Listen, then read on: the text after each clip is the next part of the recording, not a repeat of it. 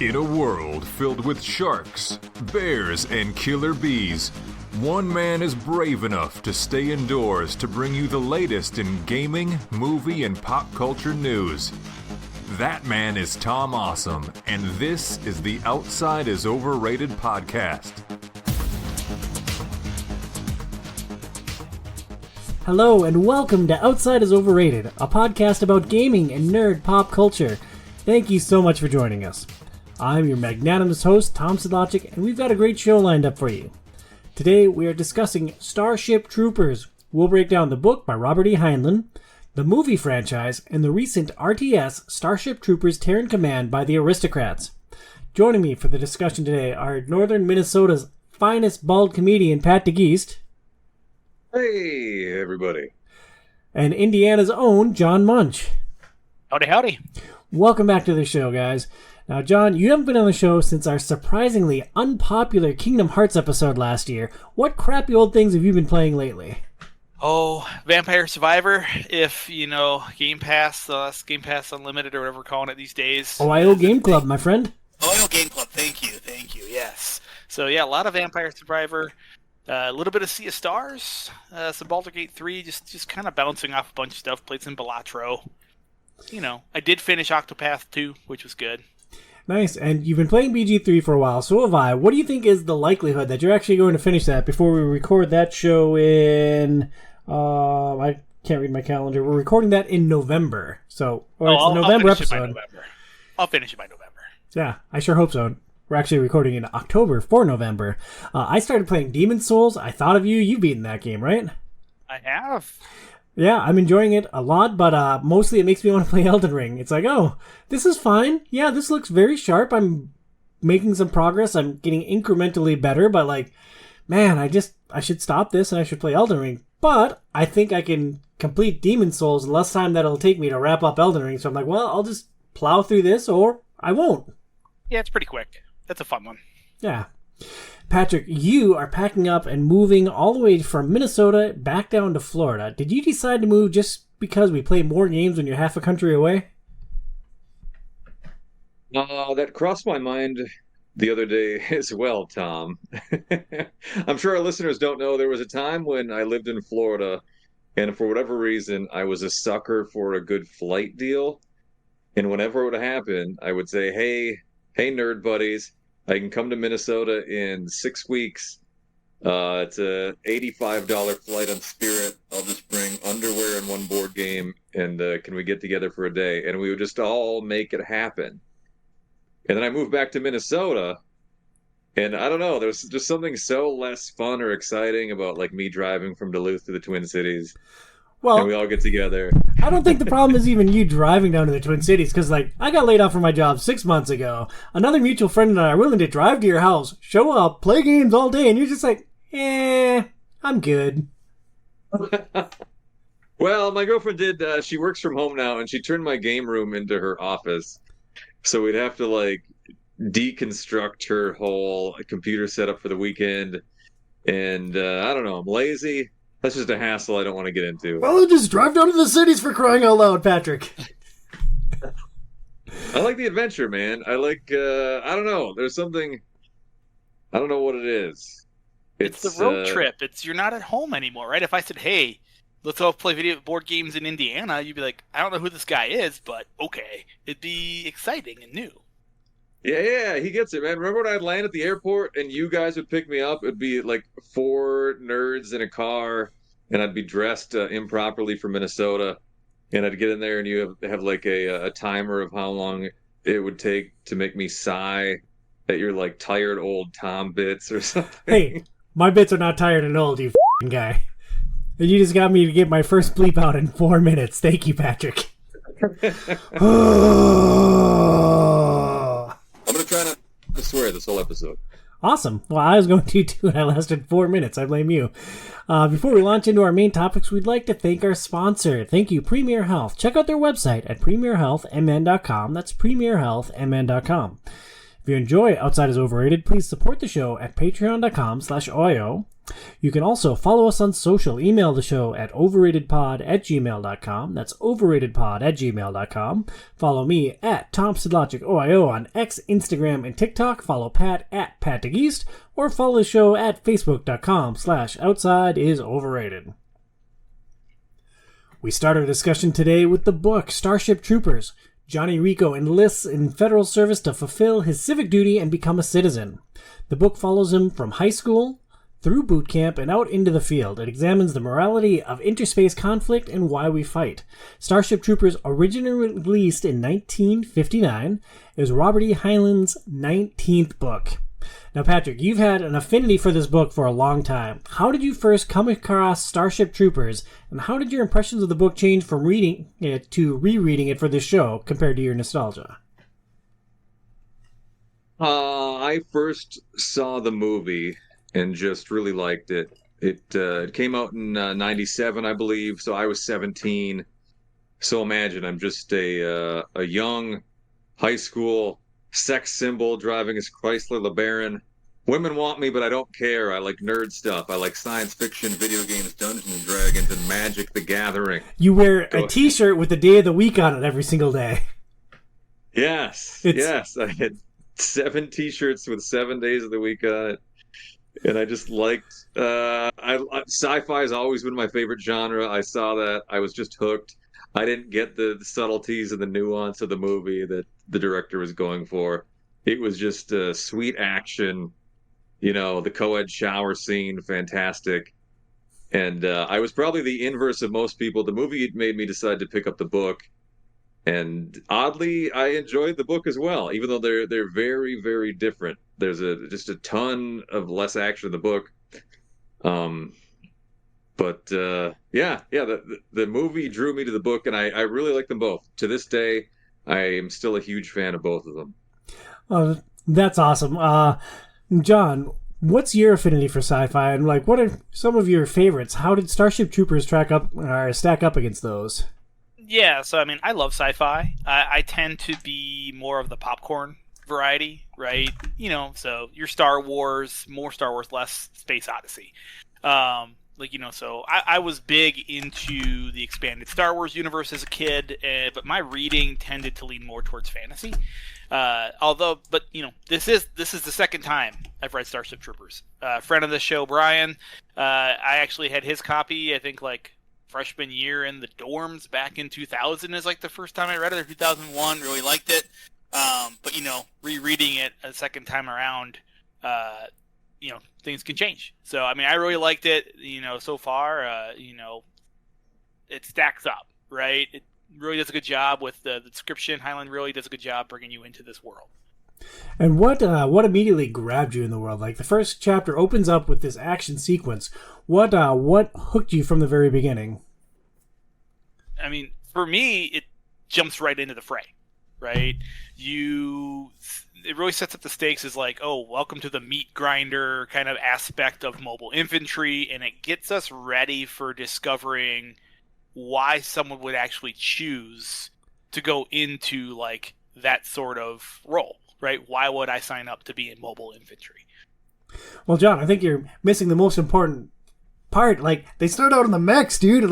It jumps right into the action with the mech, and that is awesome. It is just a great opening scene. They are awesome. You are correct.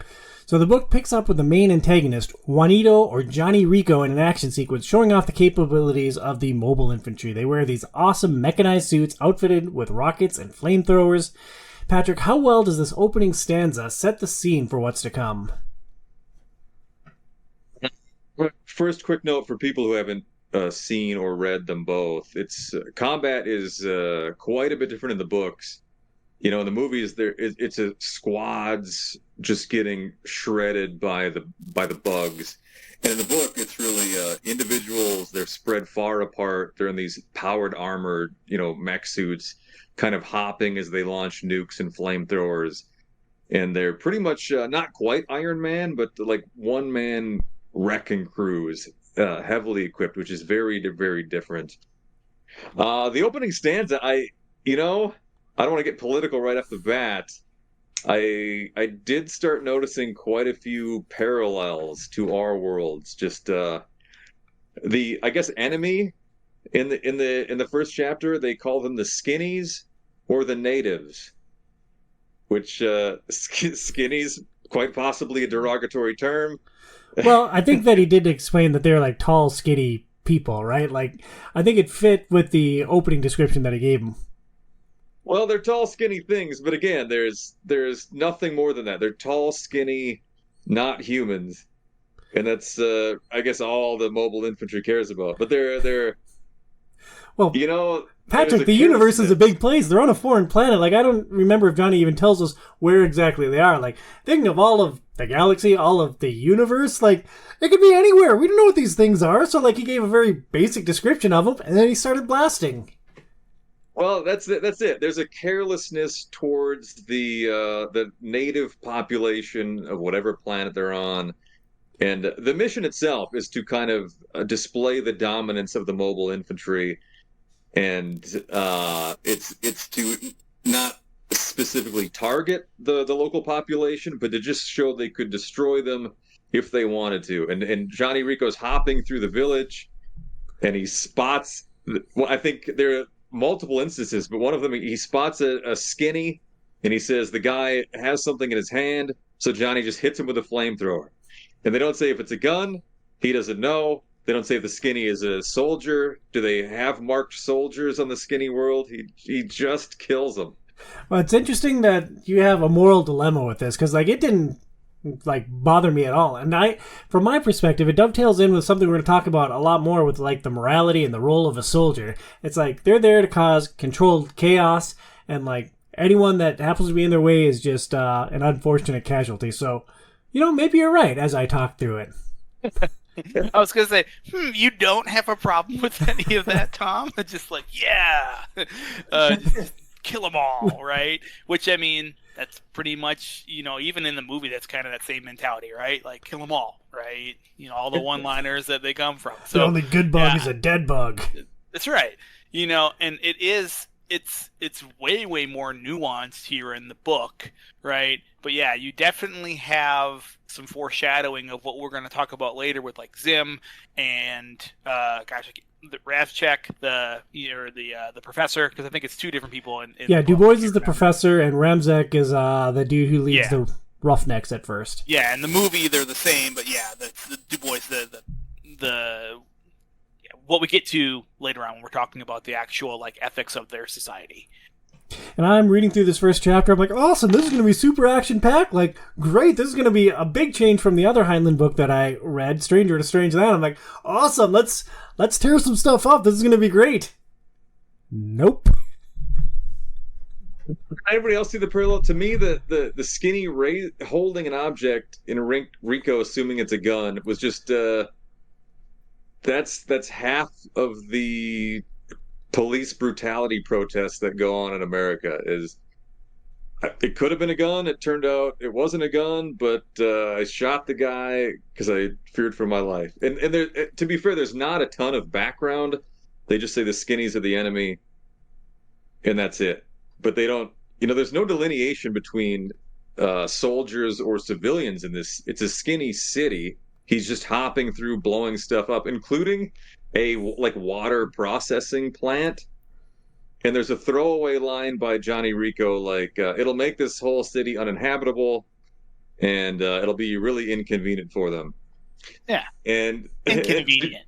Inconvenient. And into parallel real world, like the International Criminal Court is perhaps accusing Netanyahu of war crimes, partially for withholding food and water to Palestine. So in our world, that's a potential war crime. Like in the mobile infantry, it's a good target by Rico, and it will really inconvenience the skinnies. Well, a couple of thoughts that I have on there regarding your comment about the police brutality. Like, that's a different situation. Police are there to serve and protect, right? Like, this is, in this case, the mobile infantry is an invading force looking to cause strategic damage. So, like, I don't think that's an exact parallel. I have less of a retort about your second point. Well, I guess my first, and maybe I could be completely wrong about this. I don't know that all the skinnies are combat soldiers. It just sounded like a skinny city. And I would assume do they have skinny civilians? I guess it's not really clear. I imagine many of them as just being, what do they call it? Collateral damage, Yeah. which we're often too fine with or too okay with in America. Yeah, it didn't. Go ahead, John. It's interesting. You know, the book was published. I just looked it up. Right, 1959. Right. So this is pre-Vietnam War. I mean, it's after the Korean War. So I mean, where I see what you're talking about, Pat, where he's coming in at is more along the lines of what we were seeing with a lot of military conflicts, where we're going in, right, as Americans, and we're going to just like, we're going to bomb this area for the greater good and not worry about, well, this was a civilian place. Oops. Right. And, oh, that was collateral damage. Oops. And I think, today a lot more of that gets seen and heard, right? Because look, anybody with a cell phone can take a picture or a video or this or that. And back in the 50s, it was more under the radar, hush, hush. And he was shining a light on how military engagements actually can take place, and like a warning, right? Like, hey, this is what actually happens. Let's be careful that our society doesn't continue to go down this path. Moving on from that opening scene, the next chapter brings Johnny back to high school, where Rico is debating signing up for federal service. He feels an obligation to become a citizen, and serving in the mobile infantry guarantees citizenship. His dad wants him to go to Harvard and take over the lucrative family business. Johnny is undecided about his fate until he runs across a girl, Carmen, who is on her way to join up. She asks if Johnny is going to enlist in federal service, and on a whim, he says, yes. So, I guess my first real question for you guys in this show, John, what is the most ridiculous or drastic thing you've done for a member of the opposite sex? I plead the fifth, man, because there's too many dumb things that I've done, and I'm not gonna put them all out there on the internet. There isn't one that you can share here, John. No. How about you, Patrick? I mean, I'm about to move across the country to help out with my gal's grandmother. I mean, yeah, I also remember a time when you were trying to woo a girl, and so you put up garage sale signs leading to her house one night. Well, yeah, that was a fun way to flirt. That was pretty good. Garage sale. The example that I have to share goes back to high school. I was performing in a show at the Minnesota State Fair, and I had a crush on this girl named Martha. And at one point during the fair, we were in the 4-H building, and I happened to catch her alone on the stairwell. I'd never actually been alone with this human being before. And so I'm like, oh, well, I gotta take my shot. I gotta take my shot right now. And there's no planning, there's no foresight. It's just me on the fly. And off the cusp, I came up with, hi, Martha. Would you like some water? I cupped it myself because I was holding a cup of water. Work? Hi, Patrick. Would you like some water? I cupped it myself. I mean, she might have found it endearing. We don't know. She apparently was not as well versed with basketball as I was, and she just kind of looked at me, and then we went our opposite ways up and down the steps. Wasn't meant to be. It's okay, Tom. Yeah, wasn't meant to be. It all worked out in the end for you, I think. And I didn't have to join the mobile infantry. Well, that entire question turned up as a dud. Johnny's dad loses his mind when Johnny joins up. Then Rico goes to boot camp and meets a new dad, his drill instructor Zim. When it gets too tough and Rico is ready to drop out, he gets a letter from a former teacher, and suddenly he has a third father figure. Patrick, which of these paternal influences has the biggest influence on Johnny's journey? The former teacher was my choice, Mr. Dubois, and I maybe just because I think Johnny enjoys his influence. His is much more intellectual. It's a lot of philosophical questions. I forget the name of the class. It's history of moral philosophy. Yeah, I think you're right.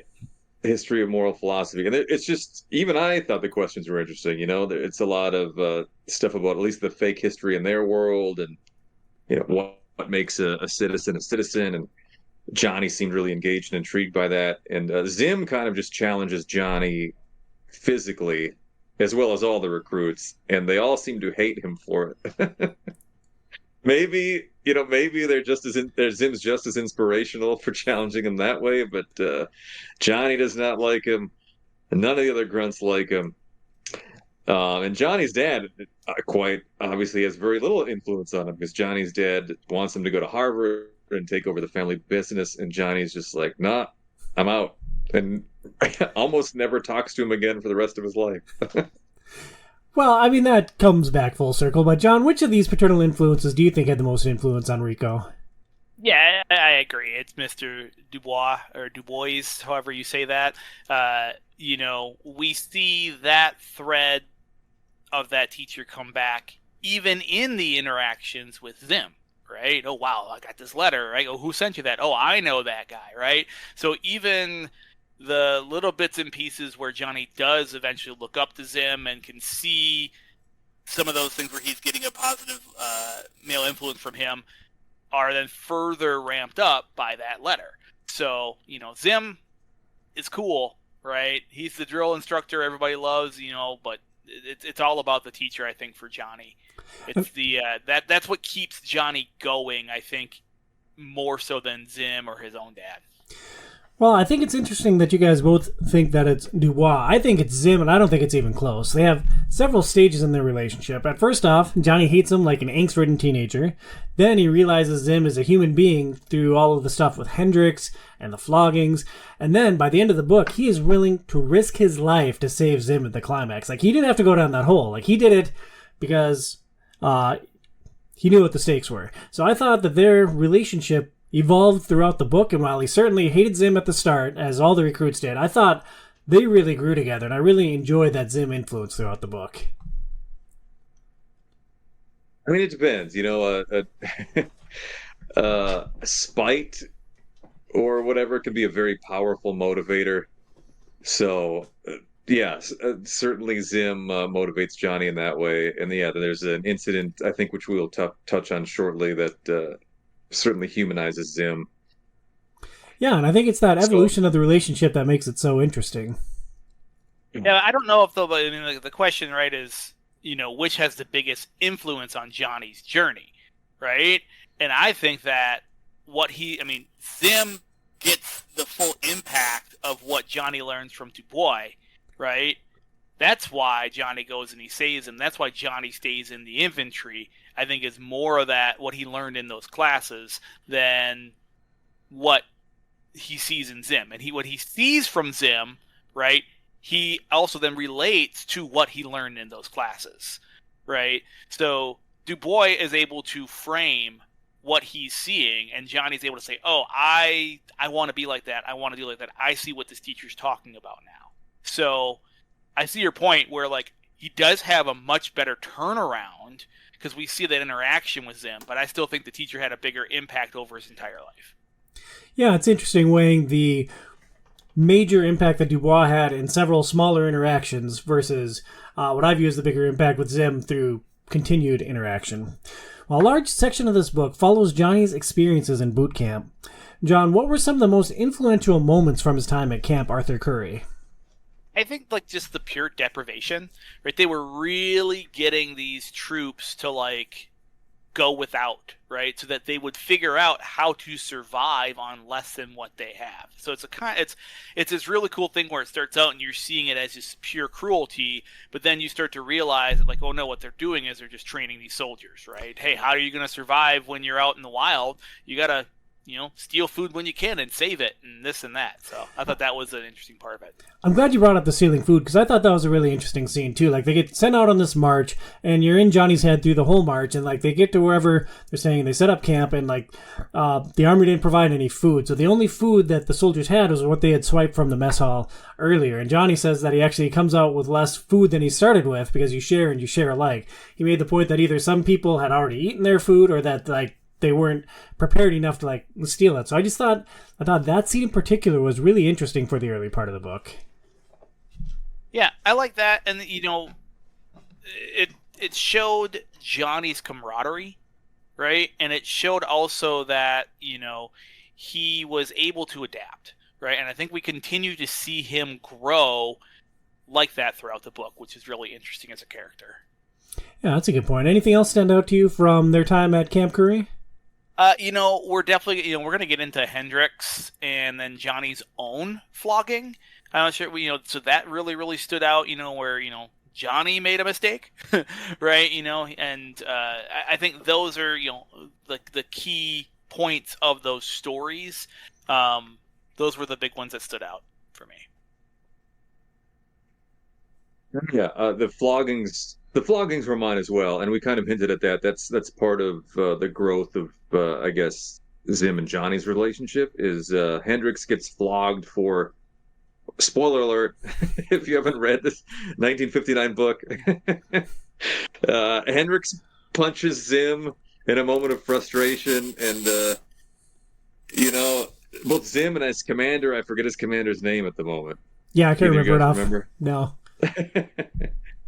Both Zim and his commander say that's a failure of Zim, and unfortunately, due to law, whatever, Hendrix has to get publicly flogged, and of course, it's a major impact on Zim himself. Johnny's kind of nearby as Zim and his commander discuss the failure. How could Zim let this happen? He's supposed to be on the bounce, as they say in this book, 24/7, and this stupid grunt should never even have gotten close to lay a hand on Zim, and Zim just feels awful. He wants to resign. He wishes he could take the flogging. The commander does, and that kind of is what you alluded to previously, is Johnny realizing Zim is actually kind of a decent human. And then, of course, it leads to Johnny almost quitting. Johnny is also wanted to punch Zim himself many times, and he realizes he's a split second close from getting dishonorable discharge from the mobile infantry. And they discuss the morality of flogging, and in this world, that's just how they deal with crimes. And they mention it's not just in the military; it's in the civilian world as well. And if like a child commits a crime, the kid and the parents are flogged in public. How would you two deal with that? John, you want to touch this one first? Well, yeah. So this is, I think, and this, I think we talk about this later too, and it goes into like even like Du Bois's teachings, right? And all this like, oh, this is how our society failed because we didn't spank the children and we didn't punish the criminal, and it is not something I agree with. Vehemently so, right? Like, we have learned as a society, I feel like that, like, there's a lot more nuance than person did bad thing, smack person no longer does bad thing anymore, right? Like, it is not how things work and work well. And like, yeah, it will deter some people because being flogged is really, really bad, but if you're being flogged because you stole a piece of bread, because you're starving, because you have no money, because of how the society's done, is like, oh, I could die of starvation, or I could possibly get whipped. I think I'm going to go steal that loaf of bread. So there is definitely nuance that is lost, right, when you look at it from that black and white of a structure. Yeah, it's interesting. This book was released in 1959, and Heinlein takes some shot at like pseudo psychology and the way we raise kids. Like, I think he just loses his mind to like parenting books today because like times have changed. One other thing I wanted to point out from Camp Curry, they trained with live rounds, not all the time, but I think Johnny said that like 1 in 5 rounds was live, so like you had to be careful in training exercises because otherwise you could die. So I don't know how that compares with what the military does now, but I thought that was interesting, and it was another way that they were prepared to always be sharp, always be on the bounce, because you never know when it's a blank or when it's going to be the real thing coming at you. Right. Well, and that's an interesting point, Tom, because it ties into why Johnny got flogged, right? Because he was doing a training exercise, and he just like, oh well, I'll just kind of do this little thing over here, and I'll basically skirt the system. I'm going to take a shortcut. And his shortcut was going to get someone killed in real life. If it would have happened in real life, his squad mate would have died, right? And I do love how they do that. Like, he's like, all right, I'm going to get away with this. And like, nope, everybody sees it, and they just kill the power to his mech, and he just drops. And he's just stuck in that suit, like, sweltering, and they bring him back, and he gets flogged and all that, right? But it's interesting how, they are even in training, everything is real, right? And the consequences are real. So they do back that up then with like, hey, the consequences here are real, Johnny. Now you're really going to get flogged. Yeah, it's really interesting. I'm going to get on a little bit of a rant or monologue here, so buckle up, guys. One of Rico's colleagues is Hendrix. When the unit is practicing throwing knives, Hendrix asks Zim why they need to practice throwing knives when they have H-bombs that can just win the war. Zim responds, if you wanted to teach a baby a lesson, would you cut off his head? He then goes on to explain, of course not, you'd paddle it. There can be circumstances when it's just as foolish to hit an enemy city with an H-bomb as it would be to spank a baby with an axe. War is not violence and killing, pure and simple. War is controlled violence, for a purpose. The purpose of war is to support your government's decisions by force. The purpose is never to kill the enemy just to be killing him, but to make him do what you want him to do. Not killing, but controlled and purposeful violence. But it's not your business or mine to decide the purpose of that control. It is never a soldier's business to decide when or where or how or why he fights. That belongs to the statesmen and generals. Now, Patrick, we played roughly 1 billion war games together in a myriad of different formats. Have you ever pondered a soldier's role before? How did Zim's assessment align with your expectations for soldiers? I certainly have pondered it. And, you know, on one hand, Tom, I understand why a squad or a platoon or everybody just has to follow orders, because if they don't, if they hesitate, if they start questioning things, should we be doing this? People can get killed. You know, their friends, their squad mates that they've trained with and been serving with for years, they can get killed if they don't work as a cohesive group. On the other hand, you know, lines like the purpose of war is to support your government's decision by force. You know, the term just following orders, that's been used as an excuse for a lot of atrocities through history. So it's going to be hypocritical or contradictory, but I also think there needs to be a point where an individual soldier questions their orders and may have to disobey them. And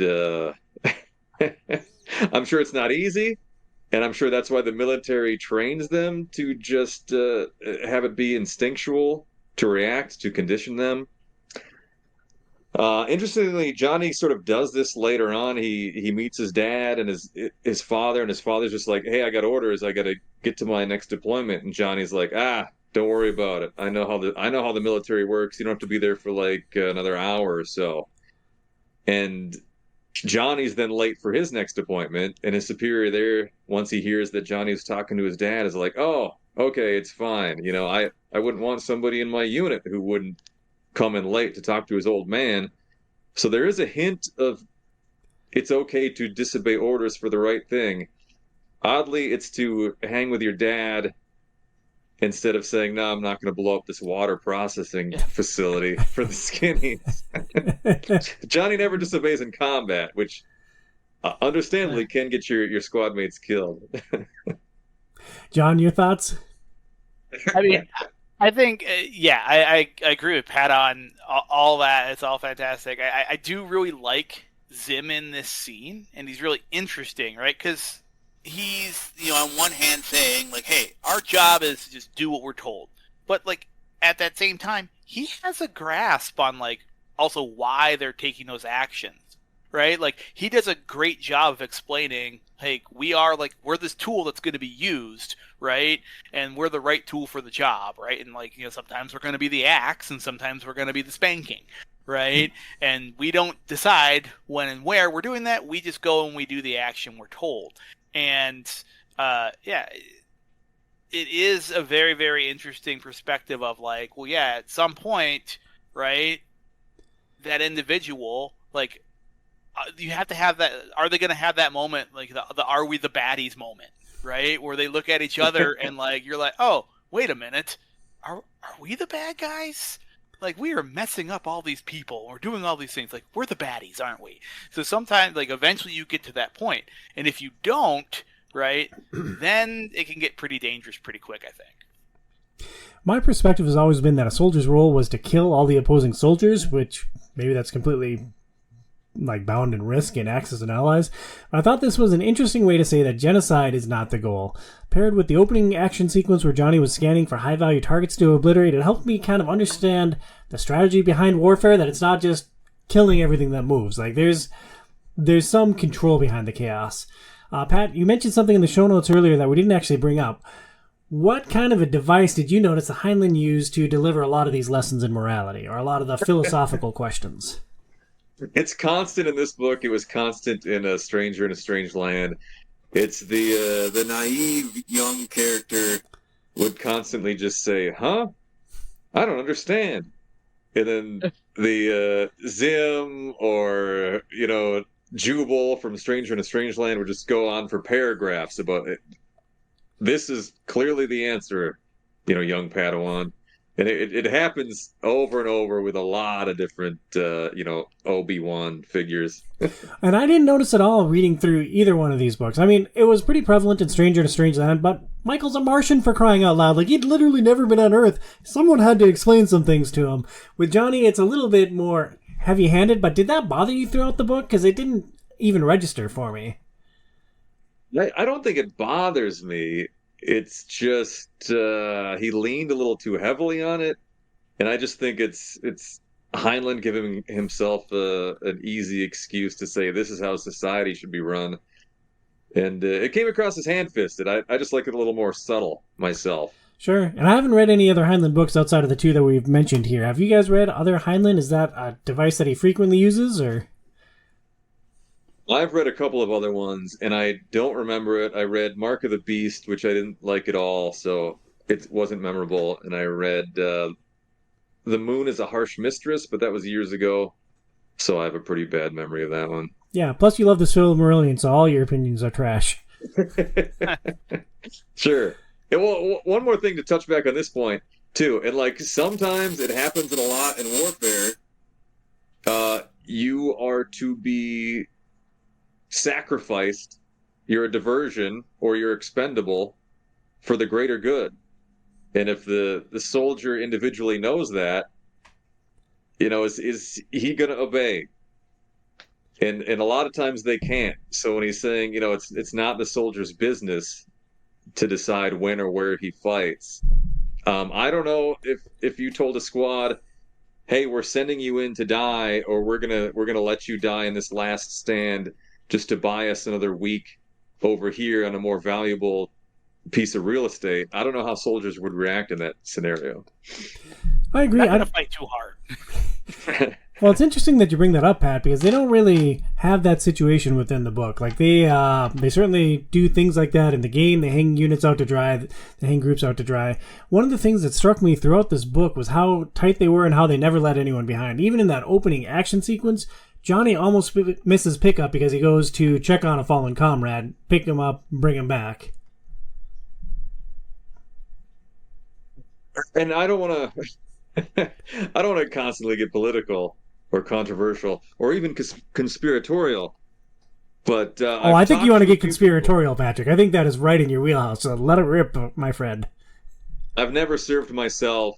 One of my opinions is that the camaraderie of your unit can often be exploited by saying things like that. If you don't follow orders immediately, your friends could die. And again, they're not questioning orders, or it's things like, if you're injured and not thinking you're ready for combat.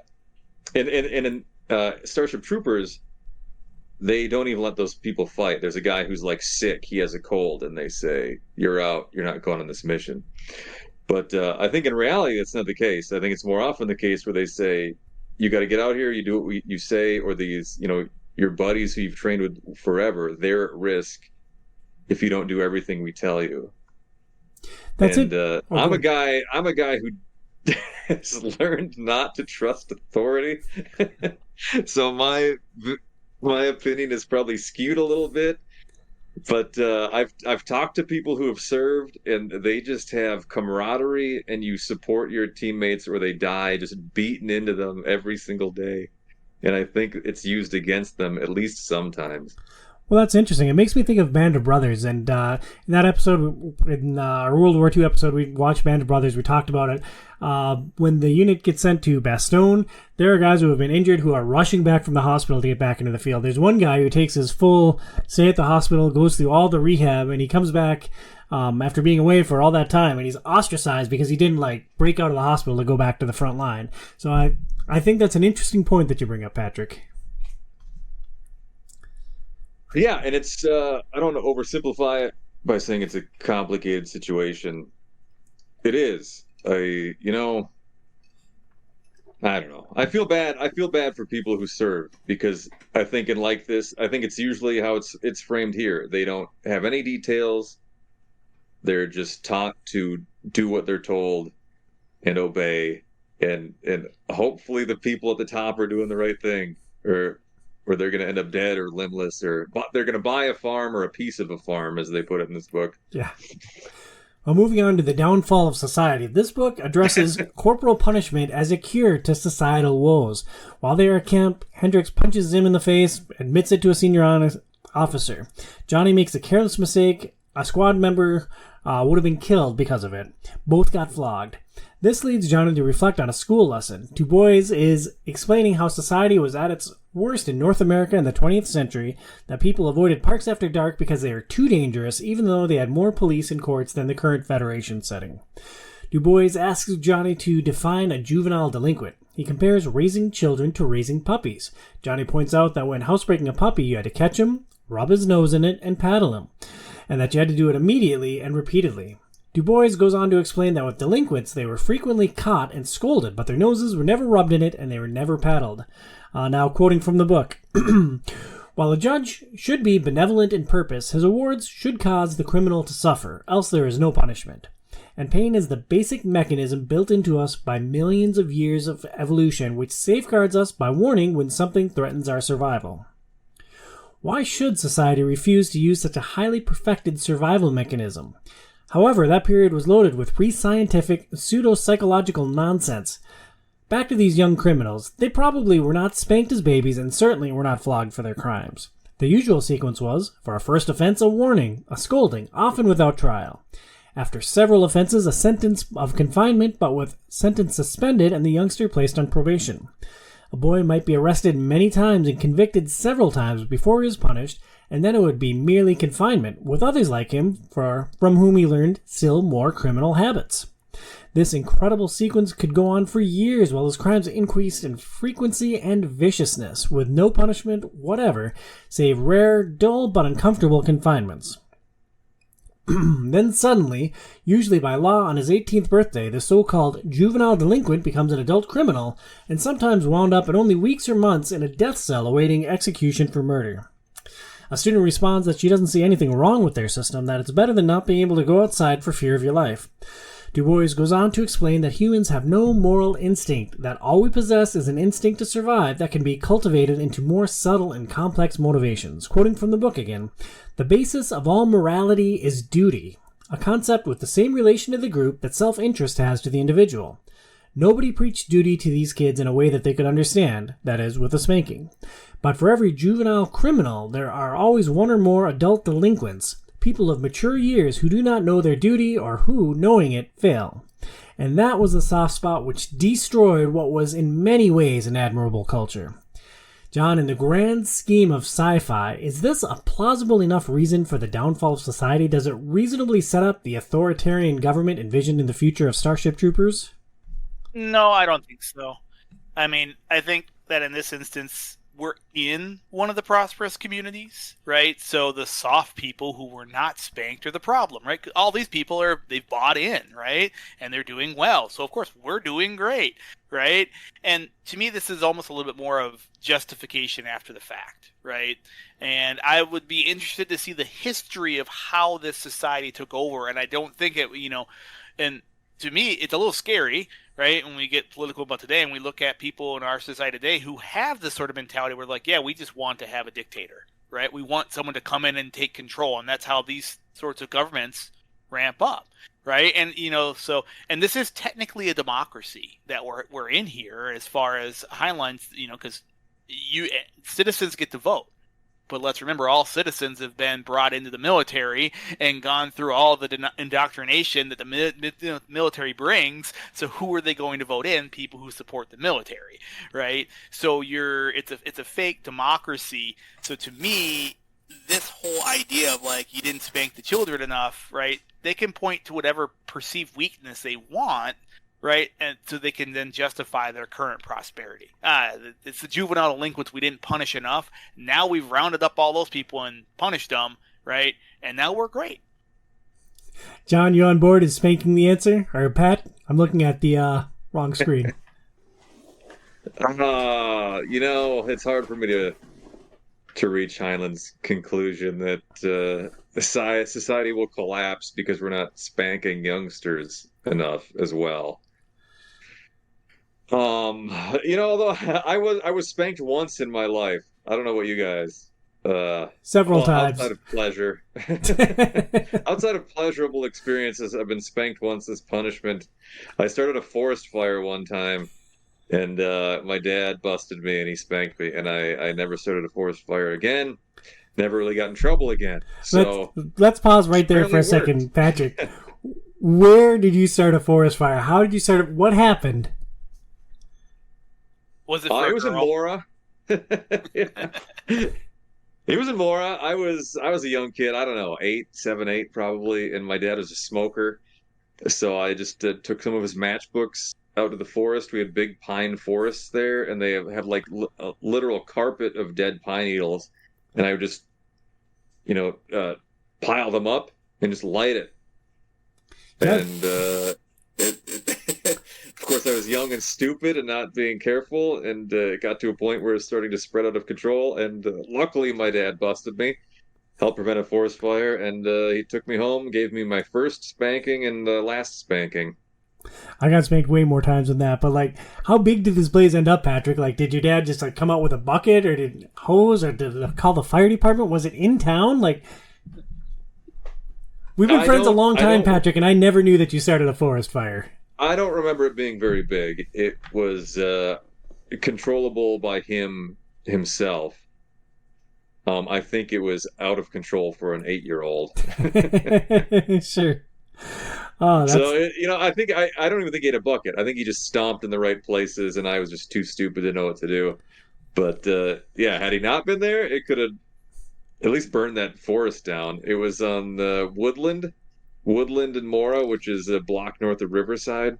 It used to be a dead end with a pine forest, and then they took all the trees down and they built a bunch of homes. But I guess I could have helped the developers destroy that forest, and then they wouldn't have had to chop them down. Yeah, old capitalist Pat getting a cut for starting a forest fire.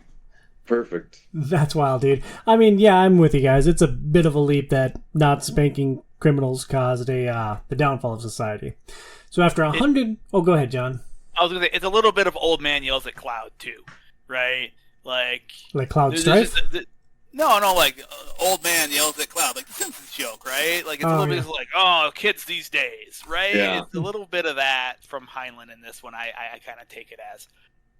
Well, and he sets it up as like there's just this perfect society almost where there just isn't crime.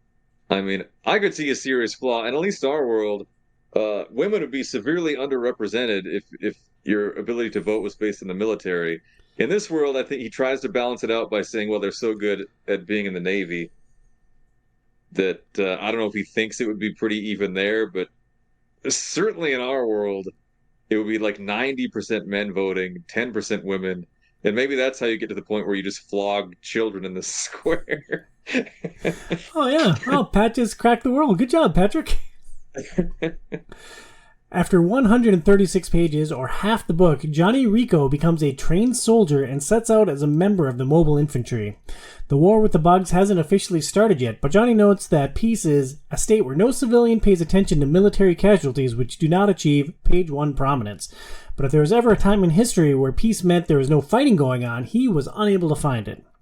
He later notes that after the bugs eradicate Buenos Aires, that a typical civilian response is to call all the troops home from everywhere and make an impenetrable defensive net around the planet. Do you guys think that these are realistic reflections of how civilians react to military activity? And how well do these views hold up today? What do they say about Johnny and the other characters' convictions to serve to become citizens? I think it's accurate, especially the line, if there was ever a time in history where peace meant there was no fighting, he was unable to find it. And at least, again, I look at everything through the eyes of my life in America, but we're just constantly in some sort of conflict. And we've been on the war on terror for 20 years, but even when we're not, we'll be involved in something. Well, this book was published in 1959, or 5-ish years before we got really involved in the Vietnam War. I think it's shocking how well the civilian response modeled how well we would react today, or just how we would react today. Buenos Aires felt eerily similar to 9/11 for me. Like, there are already machinations in place, there's the big event that captures the public's attention, but the military was already on their way to address the problem. So I thought that was interesting how times haven't really changed that much in the 65 years since this book was published. I think the key is humans don't change, right? Right? Mm-hmm. Look, when we're not seeing it, it's not happening, right? Oh, I'm perfect in my own perfect little world. Yay, hooray. And then as soon as it's there, it's the biggest, scariest thing we've ever seen. And I think where, you bring up 9/11, and like, to me, it's now, though, I think that's actually impossible for us to get back to even that state, right? Because we are now in this 24-hour news cycle where fear and terror has become the new thing that we are always constantly looking at since 9/11. Like, where's the next big bad thing going to get us, right? And then you tie that into the fact that we are 24/7 on social media. We have a cell phone in our pocket that rings and tells us all the bad things that are going to happen all the time. So now we're constantly living in that same fear of like, all right, huddle up and protect everything all the time. So it's interesting to see how we are as a people still that way, but now we're that way, to me, all the time, not just when the big thing hits. The meteor hits Buenos Aires, great. Now we're going to say, hey, there's a meteor hitting every other week. Yeah, that is an interesting observation, John. I have no retort. Johnny takes part in the Battle of Clendathu. He loses his unit, and he manages to get rescued by another ship. It's a rare action sequence after our time at Camp Curry. Was this a refreshing break from Johnny's development, or was it finally giving you what you crave from Starship Troopers? John, did you enjoy the pacing of this book? I did like the pacing, right? I really love how they started out with a big battle, get you hooked, love the mechs, this and that, and then they built into, like, it gives you that boot camp. Like, I love boot camp scenes in movies, right? And then you get back into the fray after a little while. So you had time to actually get connected to some of these characters, right? And then got to, like, get back into the action so that it actually makes what they're doing that much more impactful. I struggled even answering this question. I do feel like one or two more action scenes or battles would have benefited the book, but I also don't feel like I was bored. I did really enjoy a lot of the philosophical aspects. Like, it's, what would you say, 80% just Johnny in training, or Johnny in classroom, or Johnny having discussions with a mentor, and 20% action. Yeah, it's that's not pretty what accurate. I would have expected. and I really enjoyed that part. I almost would have liked just one or two more chapters of maybe a couple of battles, but overall I also enjoyed the pacing. Now, reading the opening sequence and not having any familiarity with the book other than my knowledge of the first movie, like, I was expecting an action book, and then it turns out I got something else. But I liked what that other thing was, so it worked out all right. It's a really interesting book with how it brings you in with the action and then gets all philosophical for the next 200 pages. You eventually follow Johnny as he goes through officer school and sets off on a final mission on Planet P. Pat, what stands out from this next stage, or this final stage of Rico's journey? It's Johnny. He's at officer school, and he's with Colonel Nielsen, and it's Johnny and a couple of guys. They have nicknames. I don't even remember their real names, but it's Birdie and the Assassin, and they're getting their pips, I guess, which is their officer in training medals or something. And there are a lot of good thought experiments in that section. Just talking about stuff, like what would you do if you suddenly were in charge of a regiment? Here's when this happened in real life. And then it even gets a little emotional at the end when the colonel is handing out, dead soldiers' pips with a lot of history to them. To specifically, I think Birdie gets a pair that is allegedly cursed, like the last 7 or something people to wear it have died in combat. And then the colonel gets a letter from Johnny's teacher that asks if Johnny can get his old pair. And of course, Johnny's really touched by that and flattered, but they were lost in combat. So the colonel gives Johnny his. And I think it's interesting that you bring up this specific scene, Patrick, because it shows how deeply connected the mobile infantry is. Like, they've lost a lot of people, but they're still honoring the officers in training, the people who made it to the end of officer training and got to find out whether or not they had the stuff to actually be an officer. And to know the history of each pair of pips and to instill that on the person getting it who's likely to die in combat themselves, I thought that was really interesting, and it reinforces what Johnny's been saying throughout the entire book, that the mobile infantry takes care of their own. John, what stood out to you from this phase of the book? So, the actual training as an officer, right? There's a different level of training, and to me it's interesting how we see Dim give those points earlier in the book on just following orders, right? And it actually shines a different light on that, where now we can kind of understand why that leadership is justified here, right?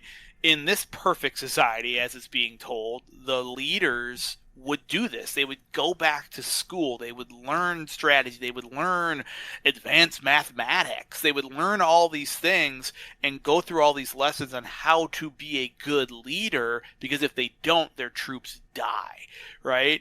And they become those experts. And sadly, we don't do that today, right? You just continue to, I feel like in our military oftentimes, and in a lot of things, you get promoted until you fail, right? And like, hey, great, that's as far as you go, right? And in this case, it's like, you're not going to make it to lead these people because it's so important, because if you don't know your stuff, everybody dies. And if you happen to be a fan of Outside is Overrated and serve in the military and have a contrarian point or a correction on how our officers are trained, I'd love to read a correction on the air, and you can email the show at overratedpod@gmail.com. That's overratedpod@gmail.com.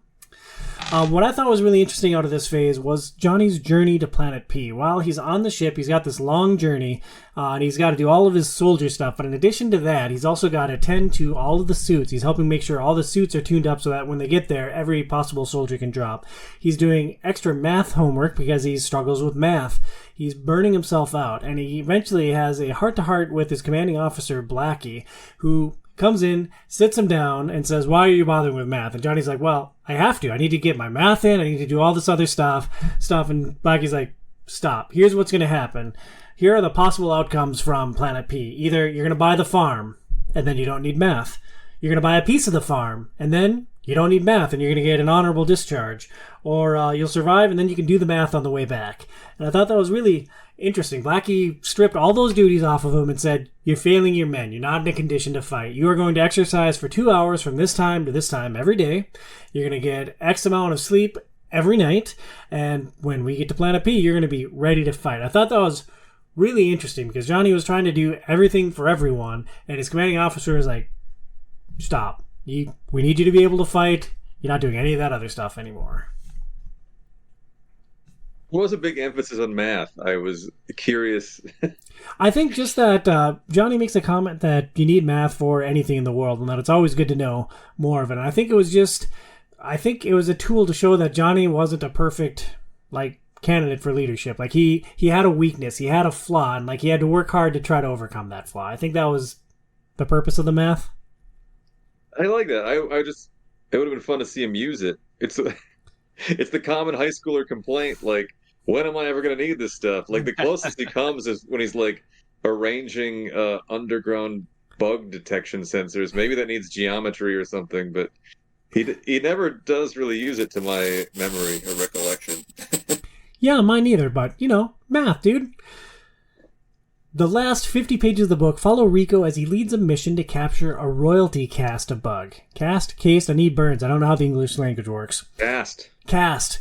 He had encountered workers and warriors to this point. Intelligence indicated there was something else on this planet. A specialist came in and drew a map, and Johnny and his troops ended up traveling underground where very few mobile infantry have returned. One officer broke off on his own and managed to capture a brain bug, and Johnny and the crew have to pull off a heroic rescue. It turns out it was Zim, Rico's former drill sergeant, who had been serving as a lieutenant under him. John, was this climactic scene a fitting payoff for Rico's journey? You know, to some of the things I said earlier, I think it brings us full circle, right, to like the power of citizenship, at least, for this society, right?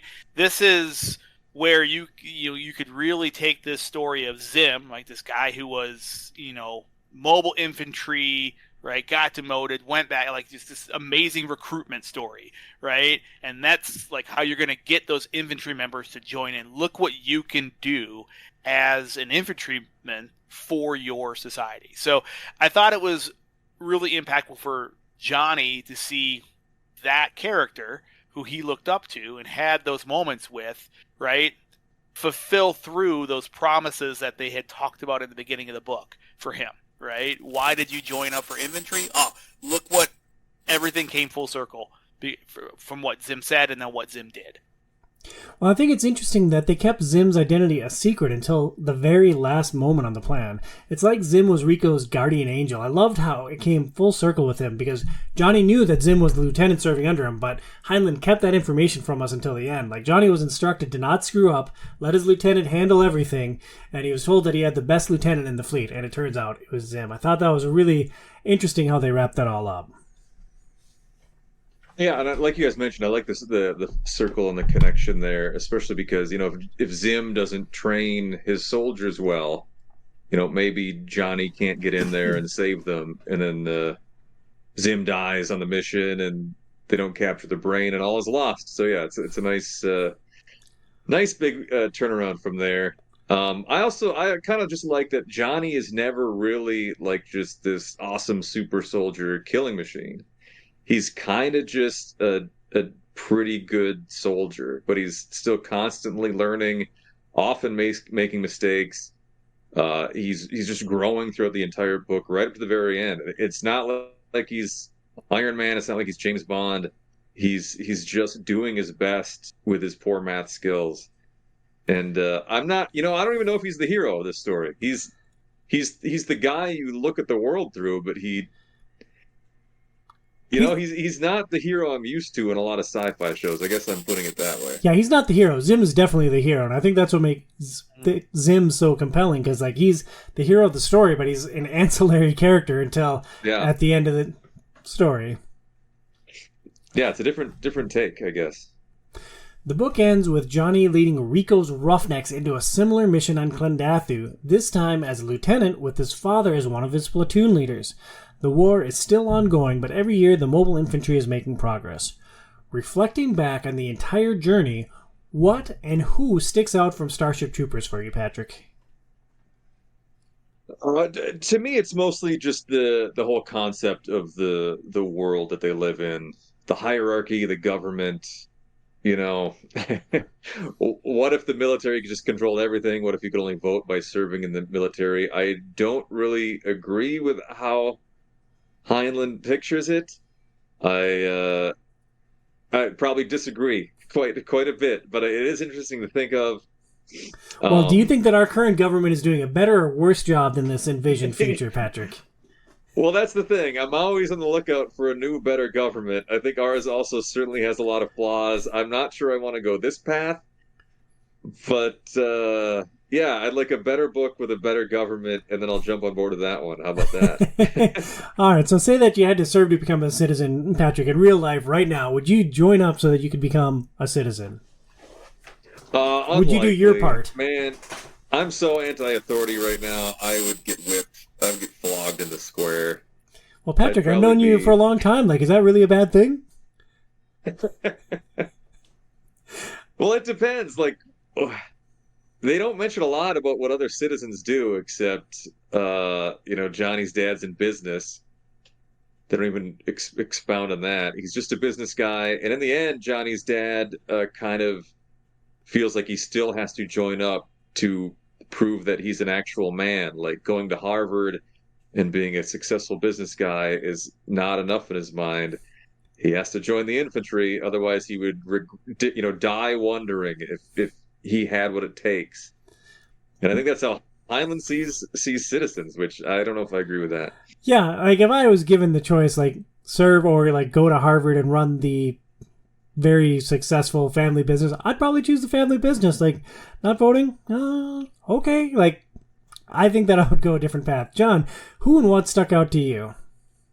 I think the characters were fantastic here. I do think that this is a really interesting look at, like, a what-if society, right? Like, I don't think we'd ever have anything this black and white happen, but I think it's definitely an interesting look to see this process. And I will say that Johnny was also like a really good everyman character, right? So we talk about how Zim was the hero, but Heinlein does an amazing job of just making Johnny vulnerable enough to be relatable with all these different father figures that act as great characters as well, right? With even with all of them getting to make the points Heinlein's wanting to make for Johnny to then, and us, right, to go through Johnny to make decisions about, with even like the dad making that right choice, right, to sign up and be a citizen and fight, right? So I thought that the characters and how they interact with Johnny was really cool.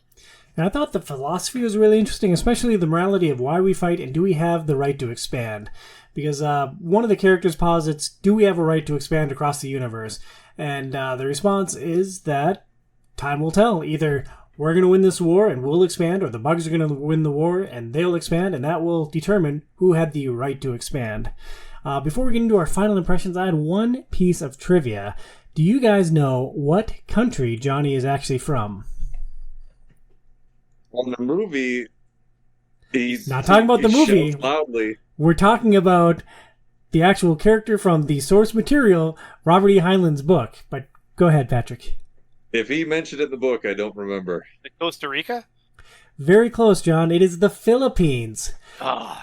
Johnny Rico is from the Philippines, and the way that I learned that is he's standing with the sign towards the end, and after I'd read the book, I was skimming through for a couple things for the notes, and I randomly stopped on a page, and he talked about saying something in the old language, and they list the old language. It's capital T, it's like Tolteras or something, and so I looked it up, and that is the old language of the Philippines. So, Johnny Rico is Filipino.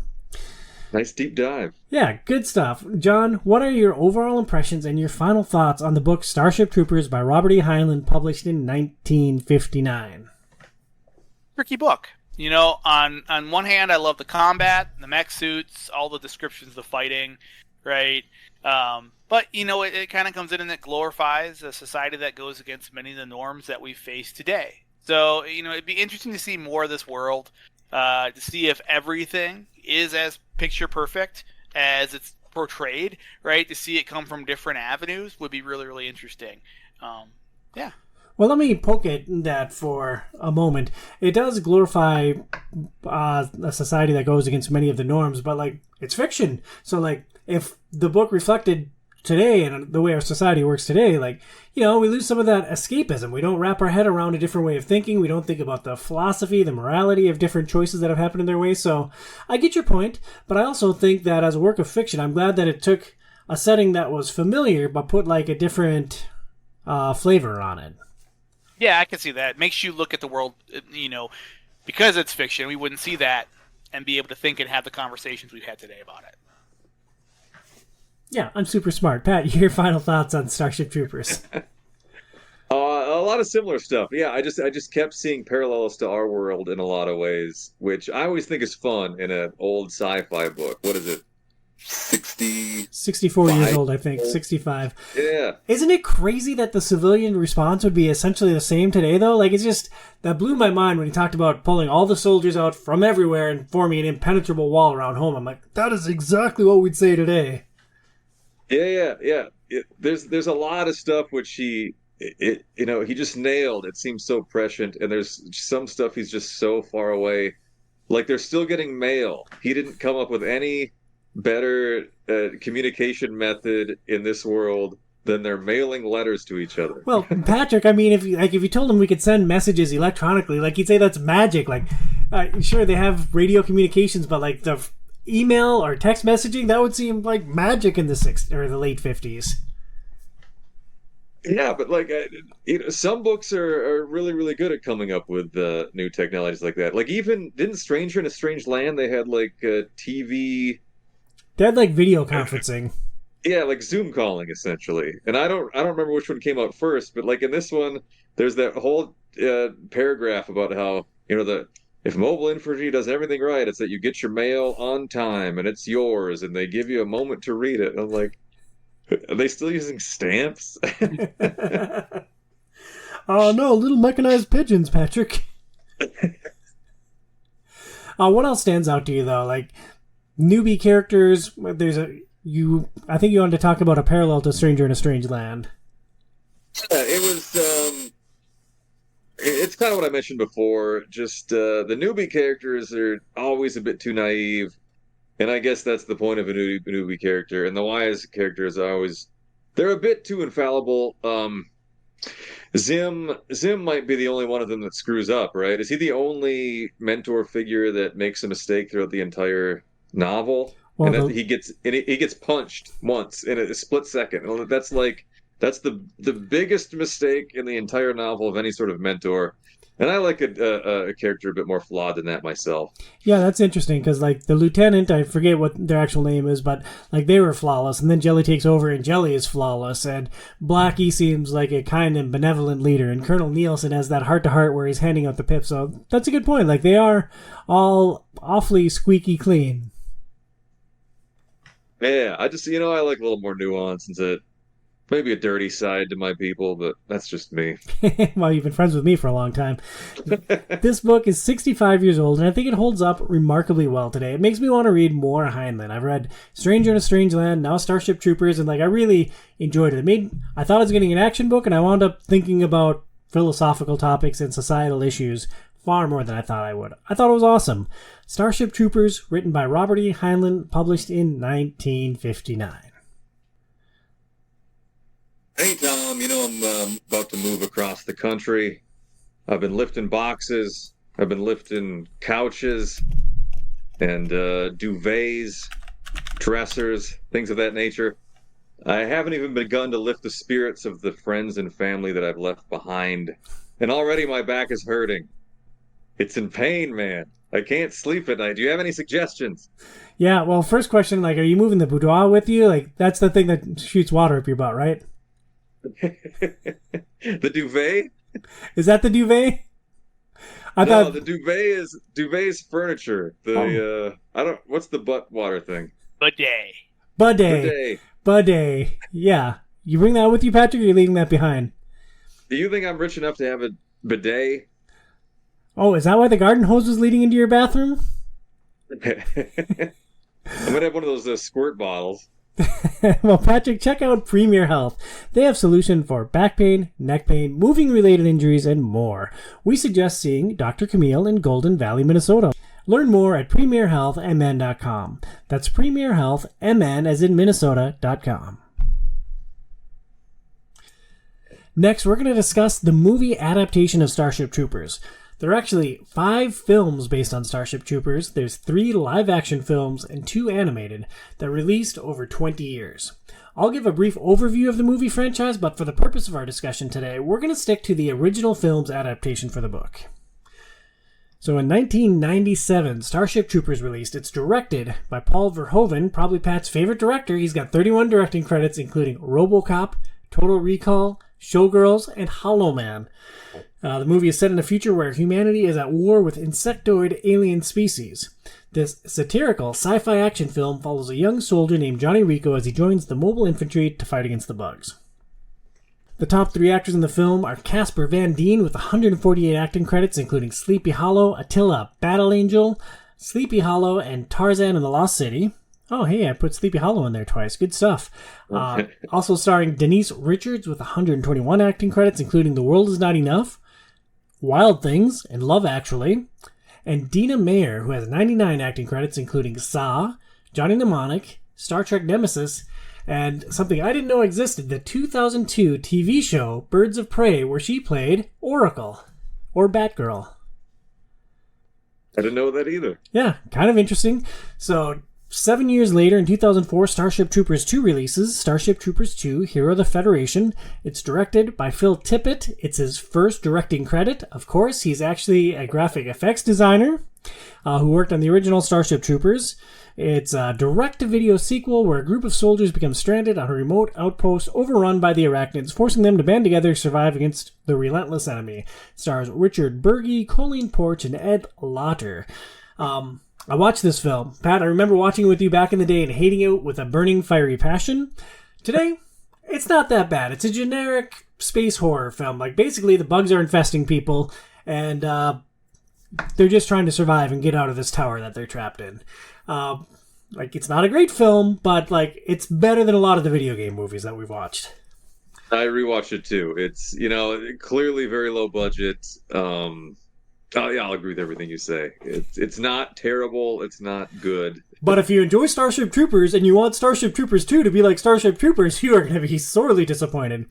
Correct. Enter Starship Troopers 3 Marauder, which released in 2008. 4 years later, it was directed by Edward Neumeier, who is the writer of RoboCop and Starship Troopers. This is not only his first, but his only film directed. A summary of Starship Troopers 3 Marauder. As the war against the Arachnids continues, a new breed of super soldiers equipped with advanced weaponry known as Marauders is deployed to confront the bugs and uncover a conspiracy threatening humanity's survival. This film brings back Casper Van Dien as Johnny Rico. It also stars Jolene Blaylock and Stephen Hogan. This film is actually more Starship Troopers. It's not great, but if you love Starship Troopers, I found a lot to like with this. They at least nailed that propaganda style from the first movie, and it got a little silly. It tried to jam in the religion from Stranger in a Strange Land into Starship Troopers, and that got a little wacky, but overall, if you love Starship Troopers, it's a pretty fun ride. Pat, you have a big smile on your face. I also just watched this one too. It's hard to believe they went, I would say, even more over the top with the the government propaganda aspect than the first one, which I wouldn't have thought possible. But the peace, the anti-war protesters, they call them peace terrorists. And in one scene, they capture a bunch of peace terrorists, and they hang them on live TV, and one guy's in a wheelchair.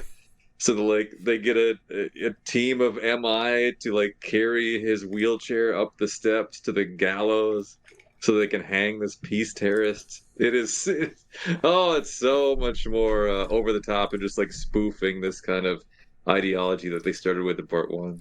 And the Sky Marshal, that's one of the head figures in the military, is also a singer, and he's releasing all these propaganda songs, and everybody just loves him. There was a lot of quirky, weird stuff in this. Pat, I'm glad you watched this movie. Did you enjoy Marauders? I did. Just from a spoof aspect. And the song that the Sky Marshal sings, "It's a Good Day to Die," that is my alarm clock song on my cell phone. And that'll get you up in the morning, man. Google it. You can find it on YouTube. Awesome. Starship Troopers Invasion is the first animated film. It released in 2012, so 4 years later. It is directed by Shinji Aramaki. In this animated film, set after the events of the original movie, a team of troopers led by Johnny Rico must investigate a distress signal from a remote Federation outpost and face a new breed of highly intelligent bugs. The top 3 actors in this film, I cut out one because it didn't make any sense. The top 2 actors in this film, David Matranga plays Johnny Rico. He does the voice of Johnny Rico, and Lucy Christian does the voice of Carmen. So it's the first time and only time that Casper Van Dien is not the voice of Johnny Rico. Then in 2017, another 5 years later, Shinji Aramaki is back along with Masaru Matsumoto to direct Starship Troopers Traitor of Mars. In this film, Johnny Rico is demoted and sent to a backwater Mars outpost where he must lead a group of inexperienced troopers against a surprise arachnid attack, uncovering a traitor within their ranks. The top 3 actors in this film are Casper Van Dien, reprising his role as Johnny Rico as the voice of Rico, Dina Meyer is back as Dizzy. She played Dizzy in the original film. I don't know how she's alive. That doesn't make any sense, but I didn't watch this film. And Lucy Christian is back this time. She is reprising her role as Carmen. So that's the entire Starship Troopers franchise. Pat, you saw the original movie Starship Troopers in the theater when it released in 1997. You mentioned earlier that was before you read the book. How did Starship Troopers originally rank against your favorite sci-fi of the era? For a long time, it was my favorite movie. I loved that movie, and it's just fantastic action. Okay, stop right there for a second, Patrick. Your favorite movie, like, more than Star Wars? It beat out Star Wars for a while. More than Aliens? Yeah, I didn't really like Aliens till I was older. Fascinating. Like, those are, like, Star Wars, especially, like, A New Hope and Aliens are the movies that I associate with you, Patrick. So I'm shocked that Starship Troopers was your favorite movie. It's just pure sci-fi goodness with the right mix of a little humor, over-the-top stuff. Like, Paul Verhoeven does over-the-top sci-fi like nobody else. And it hit me at the right moment. I loved it, man. Even today, without actually doing any sort of work or ranking, it's probably still in my top 10. That's awesome. I'm glad you love this film so much. I have a similar affinity. I wouldn't quite go that high with it, but rewatching it now, I read the book for the first time, and then I rewatched Starship Troopers for the first time in a long time. It was hard to suppress the nerd rage rewatching it after the book. John, how did you first encounter Starship Troopers, the movie? I mean, when it hit rentals, it was a must-watch back in 97 or 98, whenever it hit, right? You know, it was what every teenage kid boy was talking about, right? That and Varsity Blues, am I right? Yeah, it was that. You know, I mean, if Varsity Blues would have had a co-ed shower scene, then, you know, it might have beat it out. I mean, it had the whipped cream bikini. That was pretty iconic for the era. But, I mean, like, the effects even, like, you know, it was just, like, pure sci-fi action, amazing effects, like, one-liners that you would just say with your friends over and over, right? Everybody was talking about the movie, and it was just awesome and just fun to watch. And I do love Verhoeven, right? Like Total Recall, RoboCop, like just great films, and this is another one of them. Plus it had space football, bro. Mm-hmm. Exactly. While the book follows Johnny Rico on his journey through federal service, the movie focuses on both Rico and Carmen, the girl who inspired Johnny to join up and then disappeared except for one brief mention in the book. Watching Starship Troopers now, Pat, do you appreciate the way they built the narrative, or would you have preferred a more faithful adaptation of the book?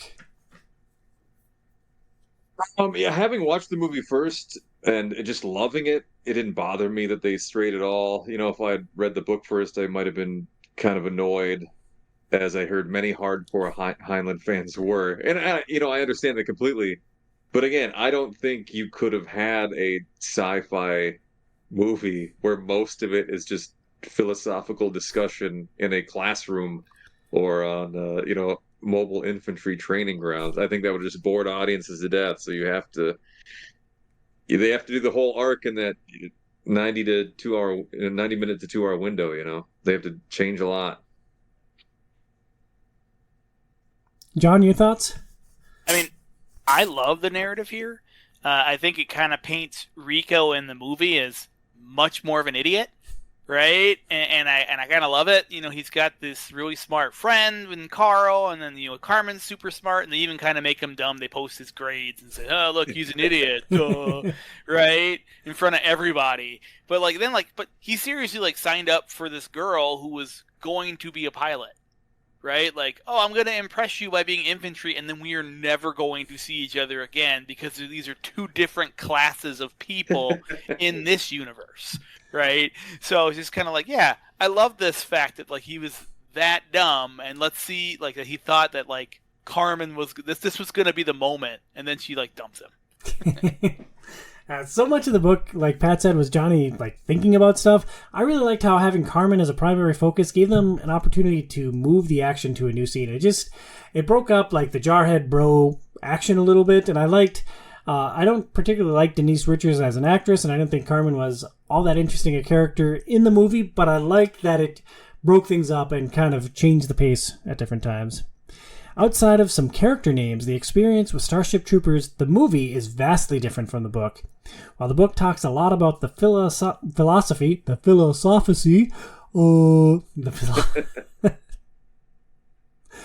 While the book talks a lot about the philosophy behind military conflict, the movie focuses on a bunch of jarheads broing out and having some epic battles against cool-looking bugs. John, what do you feel was the most jarring deviation from the source material? I think the over-the-top violence, right, is probably the biggest shift, just because, I mean, that is the focus, right? It is hinted at, like, how violent war is, right? But you're shifting into much more of this, like, dismemberment and, like, pure action.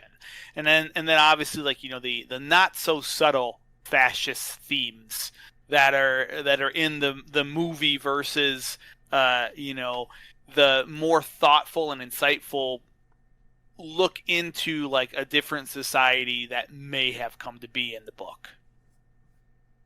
That's a good point. Yeah, tying into that, I think it's in the movies it's just squads of soldiers getting ripped apart by the bugs.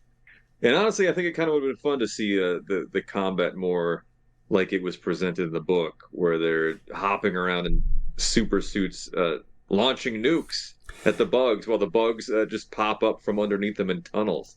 So last month we talked about the movie Congo, and, like, if you don't have the technology to have a talking ape, or if it doesn't make any sense to relate what a signing ape is saying to an audience, like, why do you make a movie about a signing ape?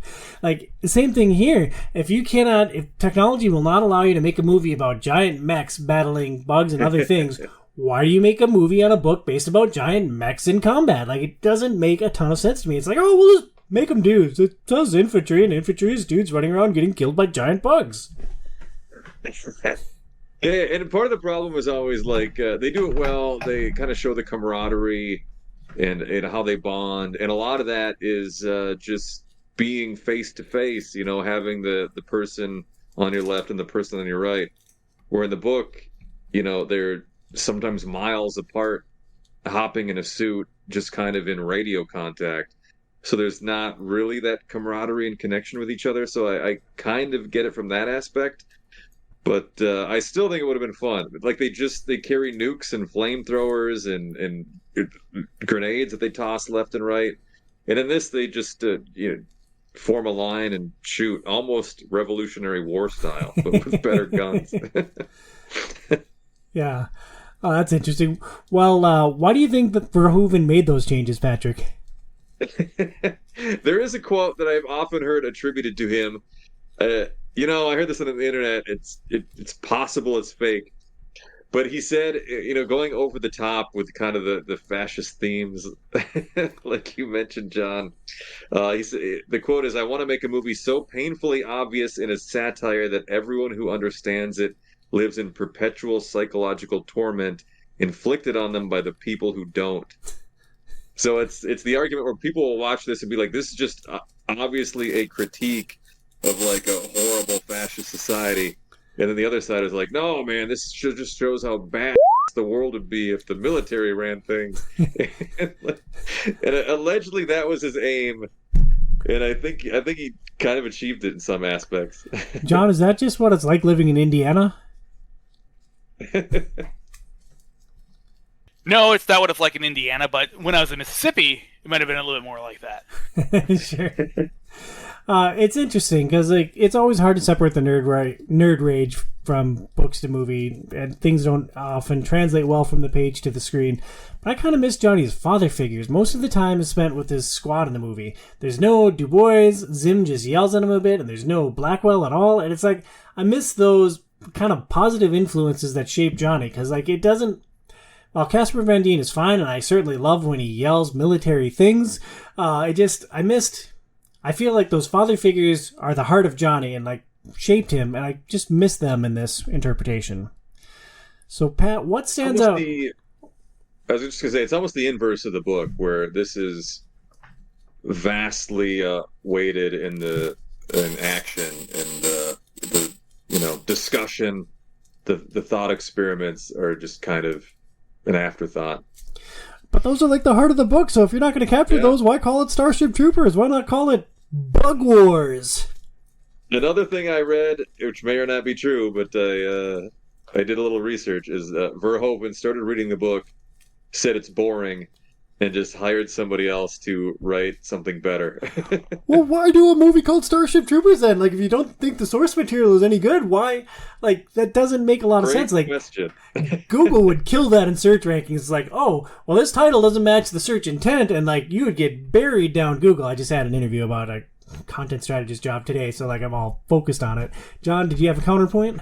Well, yeah, I think that's Hollywood, right? Like, someone said, make a movie out of this book, right? And the deal had been penned, right? So, like, look, yeah, he's got to make it based on this book. He's like, there's bugs in it, right? I mean, like, look at Mario Brothers. Oh, well, we got to make this movie about this video game. I don't like anything about the video games. I'm going to make it this dark, gritty thing, and, like, we'll put some mushrooms and a pipe over here, and then it's Mario.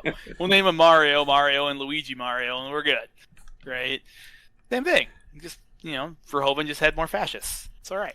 Yeah, so the moral of the story here is anything that's licensed, any adaptation from book to screen, screen to book, book to internet, whatever the translation is, like, just prepare to have your soul ripped out of you. Like, it's not going to work. Like, it's going to be a different thing. And sometimes those different things can be good. Like, I think Starship Troopers, both the book and the movie, are fun, but they're very different. I feel very similar about Ready Player One. Like, I love the book. I enjoyed the movie, but they are vastly, vastly different. So, like, it's the key here, just don't follow translations. Like, just pick something in a media and never look into the other versions of it. No, I think the key is just understanding that they're not the same medium, right? And enjoying the differences, right? Like, hey, look, you like playing Last of Us? Great. Now you like watching Last of Us? Great. They are two different media types, right? But and they're able to deliver at different things at different ways. Didn't The Last of Us rather faithfully follow the source material, though? Sure, to some degree. I mean, it was a reasonable facsimile, whereas this is a wildly different thing with different characters in focus. Dizzy, just for a point of comparison, Dizzy in the book dies, like, on the first page. Like, it's just a name of a soldier that they retrieve. Dizzy is a central character in the film, and I love Dizzy, and I'll get into Dizzy a little bit later. But, like, it's just... All right, so Last of Us was a bad example, right? Last of Us was a bad example. I was just trying to say, like, different media, different directors, right? Yeah, they take creative license and enjoy what you can in what you see. Sure. Well, Patrick, what stands out to you rewatching one of your top 10 favorite films of all time, Starship Troopers, rewatching it in 2024? It's still so awesome, man. The Klendathu drop scene, which is like their first combat against the bugs, just still got me so pumped up. Everybody should get on YouTube right now. Go watch it. Pause the podcast. Actually, we'll just wait silently for like 5 to 10 minutes while you watch it. Okay, just kidding. But you should really watch it. Klendathu drop scene, man. The music is perfect. They're just shouting these remember your training, you'll make it back alive, and they're dropping down from the ships. The special effects are still quite good. The drop ships kind of reminded me of the Aliens drop ship scene, which is another favorite of mine. And again, I watched that at 17. I'm sure I got just as pumped then. The fact that it still got me excited now, I think is pretty impressive. Well, before we let John speak, Phoenix had never watched Starship Troopers in its totality before, so she watched it with me as I was rewatching it for the show, and she's like, this is pretty good. Like, she enjoyed it, and she can be very critical of sci-fi. Like, she likes what she likes, and if something doesn't, like, cut it, she's not really afraid to say it. So it's still a good film. John, what still holds up to you? The visuals, right? I mean, yeah, the Klendathu drop, all the battles, they're just awesome. The bug design is so good and so just iconic and memorable. I mean, like, even like, there's scenes where, like, they hear like that brain bug and how it was carried around by like the little cockroach guys, right? Like just and so disgusting. Like, some of the practical effects in there were so great. I mean, co-ed showers are always still a good idea, right? I totally miss Jake Busey. right? Jake Busey was just awesome, chewing up scenery. Just like Michael Ironside in there, right? Clancy Brown, just the people they had in there as like these character actors just nailed these specific roles that were written for them, right? By by Verhoeven, and it stands up. So many great one-liners. It's a great movie.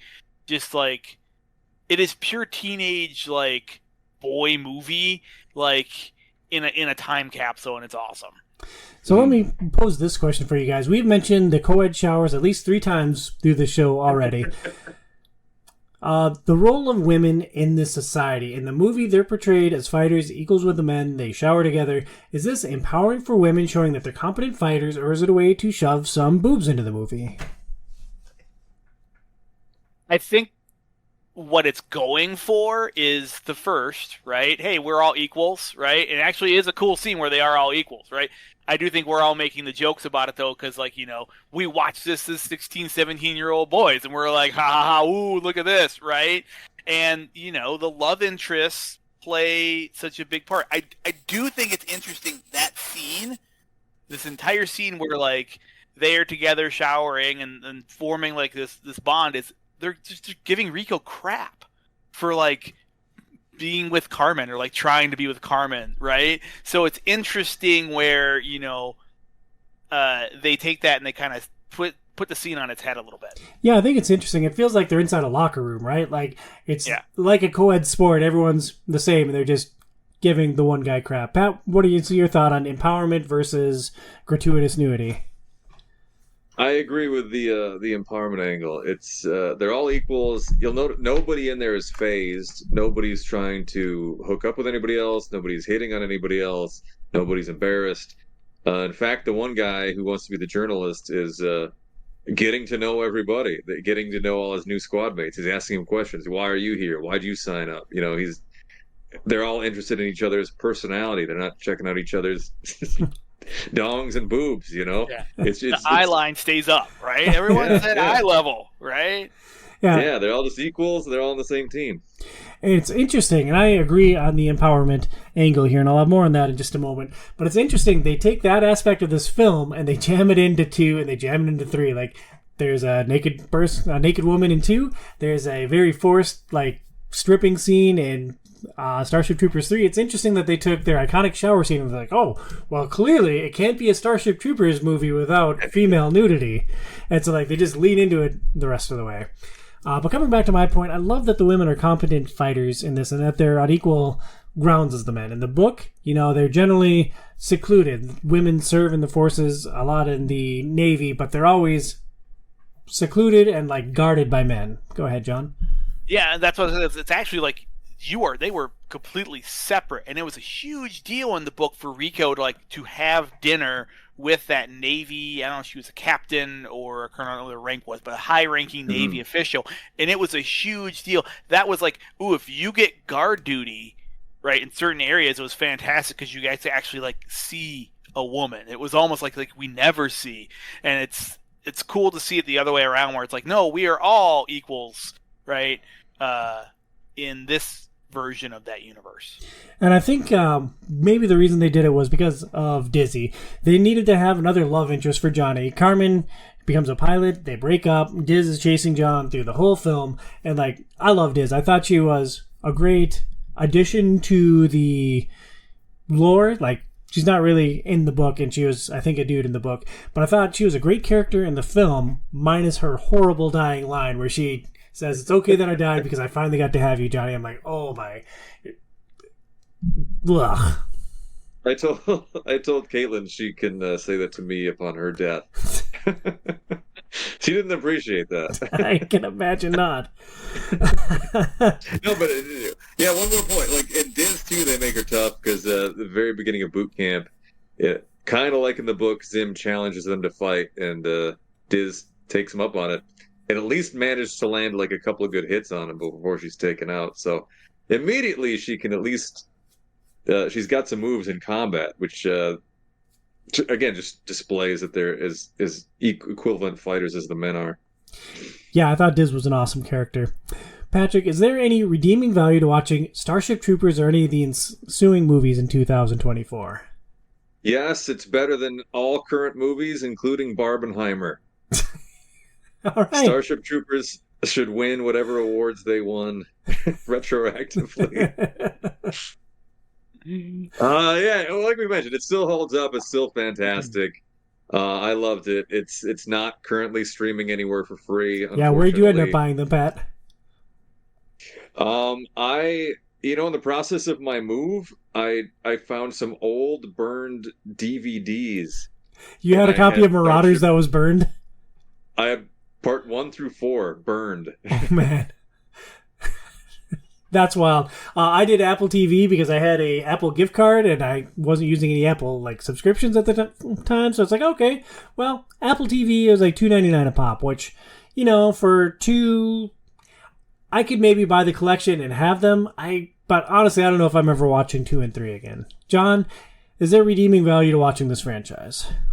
Watch it. I mean, look, you will pick up on so many one-liners you've heard and continue to hear that have been memed and this and that. That alone is worth watching it. But it is just such a fun popcorn action, blood and guts, bug monster movie. You get a great Neil Patrick Harris cameo in there. If you're a How I Met Your Mother fan, you're like, oh, it's Doogie, check him out, right? Just for $3, it is worth throwing on and watching and just having a good time. Yeah. Patrick watching when he was 17. John, how old would your kids have to be before you say, hey, let's watch Starship Troopers as a family? 25. I don't think anyone in my family would want to watch it but me anyways. So, nope. 25 sounds good to me too. Any other thoughts on Starship Troopers, the movies, guys, or do we move on to our top 5? Quick ones. Everybody can skip 2, in my opinion. 3, if you like just mocking that style of government and the kind of fascism parody. 3 goes even deeper into that. 4 is just pure CGI action almost, and it's been so long since I saw part 5, I can't remember, but it sounds like more CGI action. Did you like 4, Patrick? No, I was actually kind of bored. I wanted more substance. And they're in the mech suits in it, right? So they're just in the mech suits shooting bugs? Yeah, yep. Bummer. I imagine it looks cool. Well, that's Starship Troopers the movie and some additional thoughts on the entire franchise. We're going to move on to Tom Awesome's Top 5. It's time now for... the final countdown! Tom Awesome's Top 5 Countdown. 5, 4, 3, 2, 1.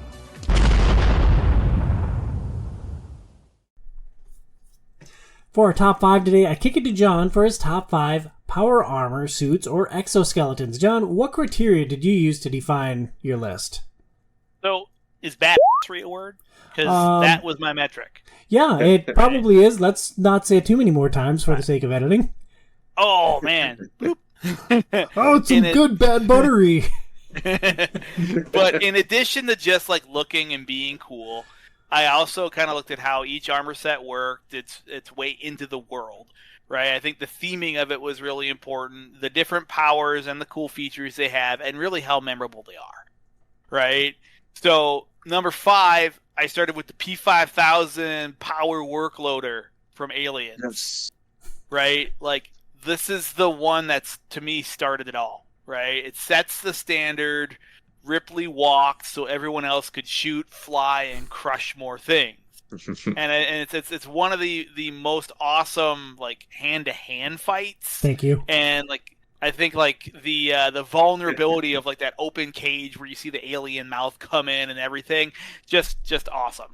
Let me poke at that for just a second. I agree that it's awesome, but was it really the trailblazer in that regard?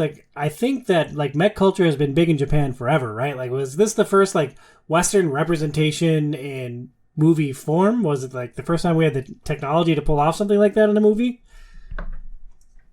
I don't know if it's the first, but I think it's the most memorable. Like, all right, can you think of another one before Ripley where you had a big old exoskeleton or like a suit? Well, John, my dude, like without looking at your list, I can think of Ripley's suit and I can think of like the power armor and Fallout. So I'm going to learn a lot through your list here. I wanted to make sure that we weren't giving it too much credit. Pat, you love aliens. Do you have any thoughts on John's number 5, the P5000 power workloader? I think it's a great choice. I ask myself, how would I rank things knowing my internal bias? And I also tried to think of kind of that same angle. Was there a powered suit that I was aware of prior to Aliens? And I couldn't think of any off the top of my head. It's possible, but again, it's one of the first and also one of the most iconic. So I'm on board all the way. Yeah, so number 5, the P5000 power workloader from Aliens. Number 4. The combat jacket from Edge of Tomorrow. Now, this basically took what Starship Troopers could have been in the movies and then made it reality and made it even cooler, right? Tons of great weapons, really fun to watch, was really kind of difficult to learn. So it was kind of interesting watching, Tom Cruise continually die over and over, figuring out how to use this jacket, this combat jacket.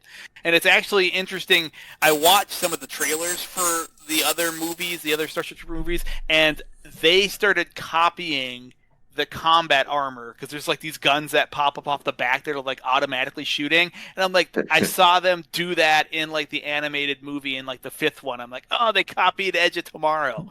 Right. So just a really, really cool concept. They also had like different versions of it. So, like, as they were fighting this alien force, you were seeing, like, a heavier armor and the lighter, more, like, infantry-like. So, I thought that was a really cool way to take what Starship Troopers did in the book and actually bring it to reality.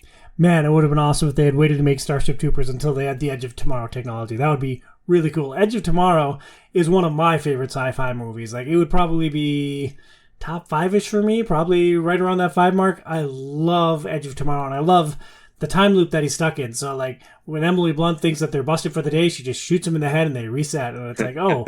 And, like, seeing him recoil against that, wake up every day, and then eventually that loop gets broken and, like, stuff gets real. I love Edge of Tomorrow. It's one of my favorite films. So, number 5, the P5000 power workloader from Aliens. Number 4, the combat jacket from Edge of Tomorrow. Number 3, John. All right, so here's where we're going to start to get controversial. I am probably going to, get some bad fan mail, who knows, but power armor from Warhammer 40K, right? Now, to me, look, Fallout ripped this off. Power armor, Warhammer had it first, right? And it's just this massive suit of armor that, like, you can upgrade every which way, and it's not just something you put on. Like, you become one with the armor. There's from, like, I think it's Rogue Trader, a game came out recently, and they had this really great cinematic where they show, like, someone actually getting put into the armor, and they're, like, drilling bolts into your bones, and, like, once you're in, you're not coming out of it, right? And they actually, like, breed, like, soldiers to be, like, in this armor in a certain way. It's just the lore behind it's so cool, and it is just such an iconic look and just like awesome. So Patrick, would you consider this power armor to be would you consider it an exosuit, or would you consider these people androids once it's bolted into them? Oh man, you're not gonna bring up the old Android discussion, man. The Terminator is a goddamn robot, Patrick. He is a goddamn robot, and I will bleep it over and over again. The Terminator was a robot. I'll go with exosuit, just so there's no overlap here. We're gonna keep this separate, man. Do you have any rebuttal to the Warhammer 40K armor? No. One of the most famous and, like you mentioned, iconic armored suits that you can see. Everybody, or certainly every nerd, every sci-fi fan, will just recognize that one instantly. Number 5, the P5000 power workloader from Aliens. Number 4, the combat jacket from Edge of Tomorrow. Number 3, power armor from Warhammer 40K. What is the number 2 suit, John? The number 2 is the Exosuit from Transformers Gen 1, which does also make an appearance in the new Beast Wars movie, which it's not as cool as the Gen 1, though, where, you have the, Spike and Daniel, right, wearing, like, you get to transform with the Transformers. They have their own little exoskeleton that they put on, and, like, it can shoot lasers, and it can fly, right, and they get to, like, transform and roll out. So I think, to me, like, it is number 2. Like, I had kind of forgot it existed, and then I was, like, researching this, I was like, oh my gosh, yes, the Transformers exosuit, that is totally number 2. Well, okay, I'm not familiar with the Transformers exosuit, so you're going to have to enlighten me here a little bit, John, but why wouldn't it just be like a mech suit that they can just jump into and fly? Like, why does it have to transform? Like, the Transformers need to transform so they can blend in with everyday society, right? So they can be anywhere around us. But, like, if you're just a dude with an exosuit, why does it need to, like, turn into a bike or whatever? Because it's cool to be in a machine where it goes, that's why. It's just awesome. And because then you have to sell the toy that transforms as well. Oh. So if you had the little toy that you're putting in the exoskeleton, then it has to transform, because that's what Transformers do. Yeah. It's in the name.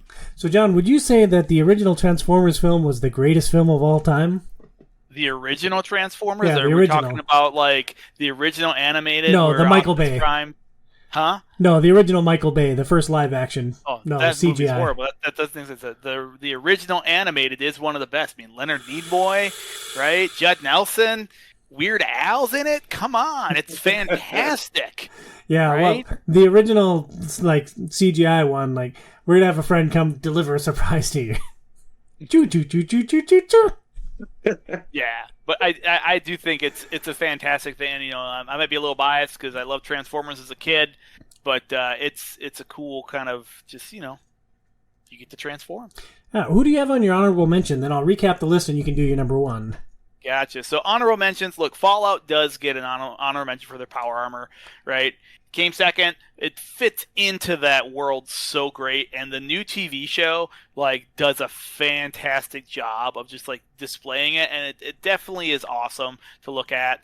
I think Avatar does a great job kind of giving a updated version of the P5000 power loader. Now, is that Blue People or is that Airbender?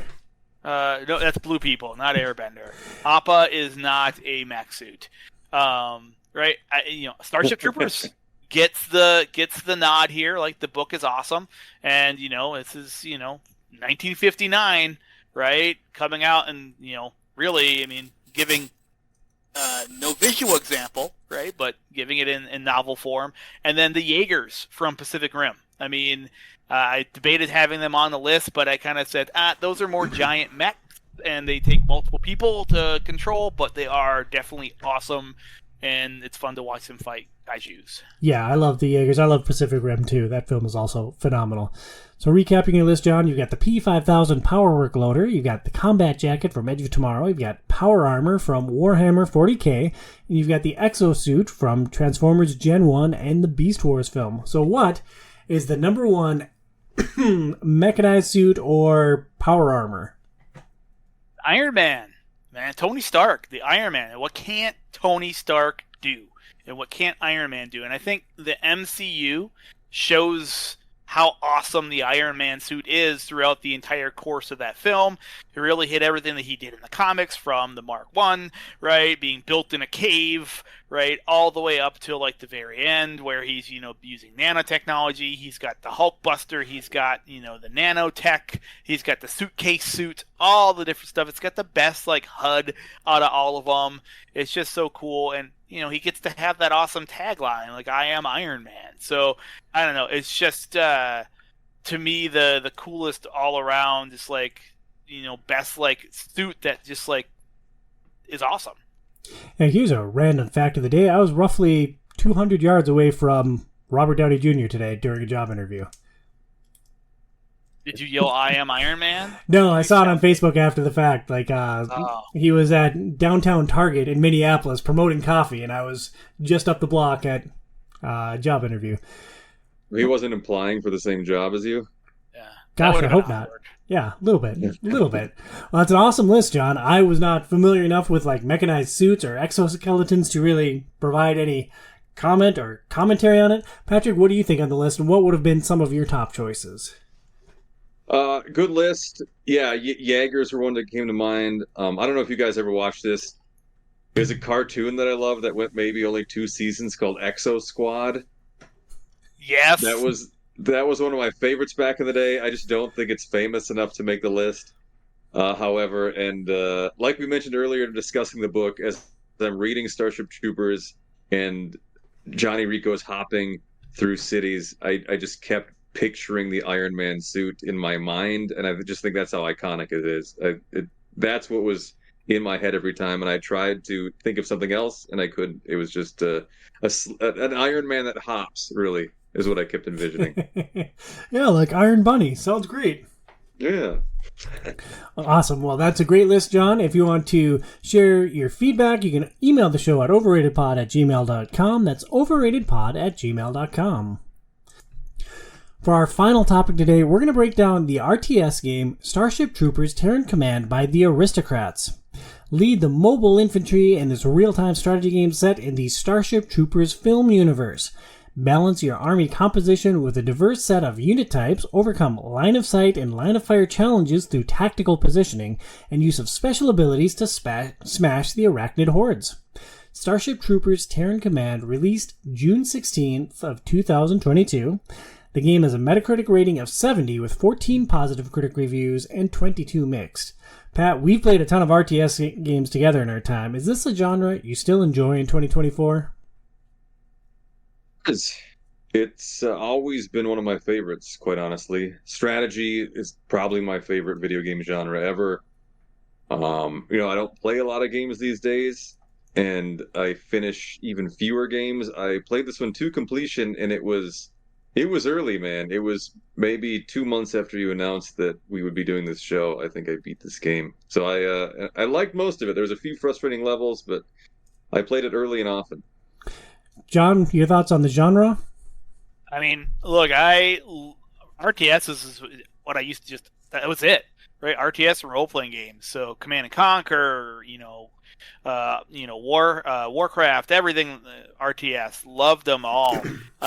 It was interesting to go back and play one of these games again and like work those old muscles and like, oh yeah, I remember this and positioning and this and that, right? And then I very, very quickly realized that like, oh, I like this game. I miss this genre, and I just wish this game was just a little better, right? It just lacked some polish in certain areas that would have just taken it from like, hey, that was fun, to like, oh man, I can't wait to go back and play some more.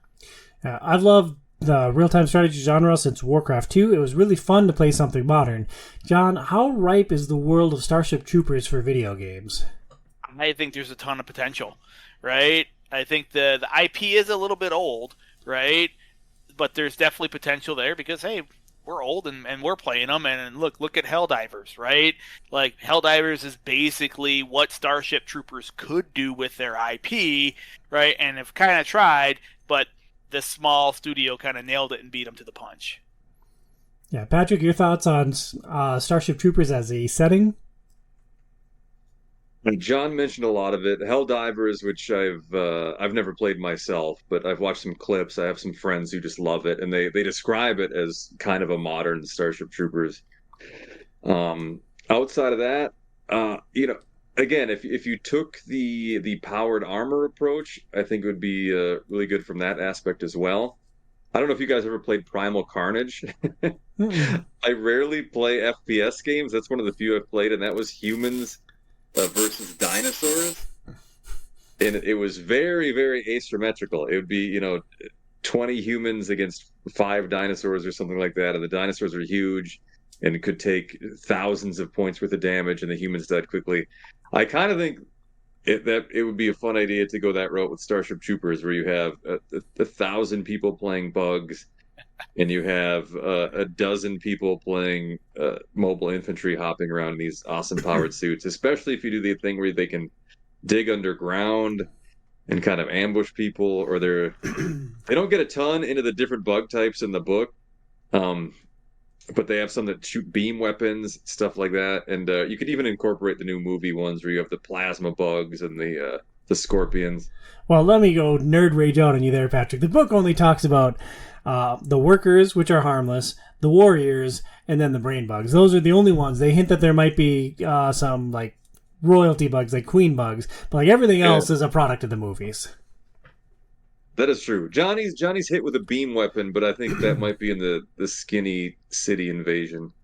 So maybe that's a skinny weapon. Yeah, totally a skinny weapon. Get your nerd cred back, Patrick.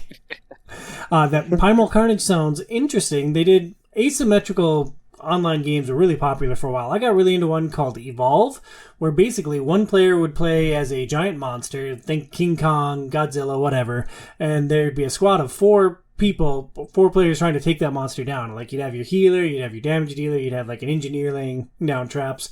And I agree, that could be a really compelling Starship Troopers type game with lots of people controlling the bugs. Licensed games, they just always struggle. Like, you can look at the train wreck that was Alien Isolation. Just a garbage, dumpster fire, broken game that doesn't work. You're just calling me out here, man. That's one of my favorite games of all time. I've played through it. I might play through that every other year for the rest of my life. I just love that game so much. Patrick, it's the Silmarillion of video games. Oh, yeah, I played that because of you. Oh, you got to get to the point where you like encounter the alien. I did encounter the alien. And Patrick, the game bugged out. It is no better than the janky, broken tech demo that was Marvel Avengers. Like, the game didn't work. There was literally no way I could progress further. Like, it just, a door that was supposed to open, locked, and it's just like, oh, okay, well, I'm certainly not replaying it to this point, so I'm done with this experience forever. Well, you loved Cyberpunk. I know that was pretty buggy upon release. There should be a chance for redemption. Well, it's awesome when I played it, though, so, you know. I think there's a lot of potential for bug-smashing games. I bought, and I was excited for, the first-person shooter Starship Troopers Extermination, which came out roughly the same time as Terran Command, but it won't load on my PC. I fired it up a few times, it loads up its anti-cheating software, and it crashes every single time, so... That one might have to go back for a refund, which I'm pretty bummed about, because like that, you're actually like in your mobile infantry shooting the bugs, which is pretty cool. Coming back to Terran Command, it plays over 19 campaign missions. Objectives include an advance to the rear in Klendathu, holding a position in mines with one group of units while you're advancing with another, holding out against an overwhelming assault until evac arrives, and several other types. Pat, what mission stood out to you, and was the overall mix of missions and objectives enough to keep you engaged throughout the entire campaign? I always like just the classic, almost the kind that are most like StarCraft 1 or 2, where you just have your base, you expand, you move out, you kind of find and occupy new bases, get more troops, expand, move out, keep destroying people over and over and over. I'm not as much of a fan where you just, you have like a named unit and a couple of guards and you have to sneak around and hope they don't get blown up. But I love sending squads of my units against squads of the enemy. It's funny. Like, I was the exact opposite, right? I actually preferred the missions where you had those small number of units and you needed to make your way through like a mine or a base. Like, I know there was one where you were going into a mine and like you were trying to stop, I think, like some peace terrorists, right? And you actually like, you start to like do these fun things where you can like turn on the cameras and then like you find like, oh, I can open up a gate and you let like one of the bugs out and it kills all the guys for you, like that sort of stuff. So I found those missions were actually, you had to think a little bit more than the other ones where it was like, the main missions, I was basically like, oh, I'm just going to build my base up. Now I can make all the guys, set my like spawn points where I want, and just, keep sending guys until I found the right combination of guys to go through the meat grinder. And then, I mean, it was very true to the movie, right? Just the meat grinder until I like cleared the stuff. So I thought the smaller, hey, if you lose your troops, you're dead, were a little bit more interesting. Yeah, I'm with Pat. I basically just want more StarCraft in my life. I thought they did a good job of having multi-staged objectives. In the Fort Maru mission, you get beaten back across 3 lines. You try to hold out. Another mission, you get to choose from one of 3 bases to start at, and you have to make your way across the map and eventually claim those other bases. And generally speaking, as you accomplish each one of these objectives and sub-objectives, the bugs get stronger. To summarize the narrative... Did you have a point there, John? Oh, sorry, I saw your hand. To summarize the narrative, it apes the look of the original Starship Troopers movie. High Command is a bunch of trout effers who continually hang you out to dry. There's a psychic calling the shots and he doesn't care who dies. You actually get armored suits that mirror the book, and then it gets really hard and I couldn't finish the game. How well did Terran Command capture the source material? Did you get to play out your Starship Troopers power fantasy? Like we've kind of touched on, if you're talking about the movie, it mimics it quite well. It's very good at that. If you're talking about the book, not at all. Yeah, your squads just die constantly. Maybe that's why I like that mission better. I'm a little bit impatient these days in my old age. I don't have a tolerance for if I lose a squad or two, I gotta reload and restart. I like where I can just lose a squad or two, and the ship brings 2 more squads down, and let's try going the other side of this rock this time. So yeah, you just suffer major losses almost every single mission, and I thought it mirrored the movie well in that way. Yeah, it definitely tries to ape the style of the propaganda from the first film. I thought it was interesting that they brought in wrinkles from the third movie, especially the bombardiers and the look of the marauders, and mostly, I was just excited that we got the suits. Like, after the suits were left out of the first movie, and knowing what a prominent role they played in the book, I'm like, all right, awesome, finally, like, they're here. How far did you get? What mission did you get to?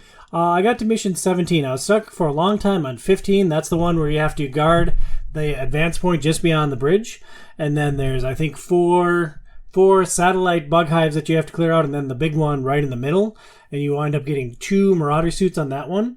And the trap that I fell into earlier is I pushed too much with my troops earlier. I cleared out too many of their bug hives, and I wasn't prepared for the counter onslaught because things ramped up so quickly. They got the Royal Guards, and I didn't have my mechs yet, and the Royal Guards just decimated everything. I'm like, oh, well, this is super fun. So I completely restarted the mission. I spent like 3 hours on it, realized that I was not making progress anymore, restarted, and then a couple hours later I had finally passed it. So I got through that one. 16 was down in the sewers where you have to stop the drones from leaving. I got through that one on the first try. And then the next one was another one where you have to expand from west to east. You get a couple mechs relatively early on, but they're shooting the plasma at you. So like you might be advancing on the center base and they say plasma launch detected. And so you look at your base up on top and it's like, oh, good. They targeted everyone that I have standing on that base. So highlight all those units, move it off, go back to where I was in the center. Yeah, I mean, back to the point though about like, you know, the actual narrative. I think that there was a missed opportunity here. Like, aping the movies, they did a fantastic job, right? Like, and I think with a little bit of a bigger budget, they could have actually had a really, really cool actual story that they tied in to tie everything together. And there, you know, it really was just like, oh, okay, like every other mission was kind of the same. You're not going to leave my troops here to die. And then, you know, then you would go and you'd go against orders and everybody would survive or this or that. And then that guy gets fired and now here comes the other guys to lead you and it's the psychic guy or whatever. I don't know. There just could have been a stronger story. I think the biggest miss was there was no full motion video. If they would have went full on Command and Conquer and like brought in Casper Van Dien and Ironside, right? Bring in some of these people to like just like be like the live action video. I think that would have been awesome. Throw in a propaganda video here a little bit more. They did a couple of those, but like I think that would have been that was a missed opportunity. Yeah, that's an unfortunate thing about I think a small studio making the game versus like a big AAA. But then, you know, on the flip side, I think we got this game for like $20 or $30, and it's like it's nice not to have to pay $70 for the game too. So like I agree, it would have been awesome to have Casper Van Dien providing any sort of help on this, but you know, we get what we pay for. Paid an extra $7 for Casper Van Dien to do voice action. Did you? It'd have been worth an extra. I'd have gone up to $37 or whatever. Well, there we go. There we have the price point. I mentioned that each mission evolves. You start by trying to capture point A, then the bugs get stronger and you have to wipe out several other nests. And each nest makes them evolve somewhat. You find some additional supplies scattered across maps to increase your total number of troops. There's no resource gathering per se. Like, you think of StarCraft and you're out mining the crystals, or in Warcraft you're chopping down trees and you're in the mines. In this, you find those supply crates, your capacity for troops goes up. You control 3 types of basic troopers. There's rifle troopers, engineers, snipers, rocket troops, and a couple of elite units, which is definitely more than 3. I thought that lined up terrifically.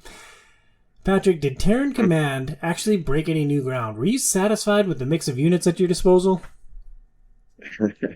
I don't play a ton of games these days, so I'm not the best resource to decide if it breaks new ground, but I'm going to say yes. 100% completely it did. Like you mentioned, the lack of resources is just odd for an RTS. They kind of get around that with you just get a total level of command or whatever, and your drop ships are on a cooldown timer. So you'll get 4 or 5, but if you use them all right away, they slowly build back up before you can bring new units in. The aim mechanic, or is it the line of sight, I think. Yeah, line of sight, that might be new. I certainly haven't seen that anywhere. Like, usually in StarCraft, if you have 20 guys massed up, it doesn't matter. They'll just shoot at 100% effectiveness. In this one, if your guys are too close together, they will have they go from like a green bullseye to a yellow, which means their line of fire is a bit obscured, to a red, which means it's very much obscured. And that's the first time I've ever seen that. I don't know if you've seen anything like that.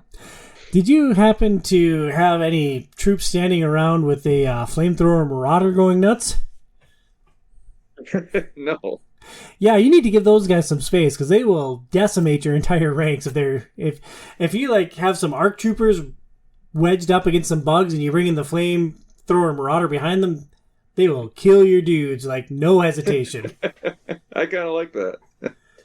I thought that they did a good job of giving us a variety of different weapons and different units, but I never really got hey, I got rifle guys, and then as soon as I got there wasn't a reason necessarily to use all of them until something failed, right?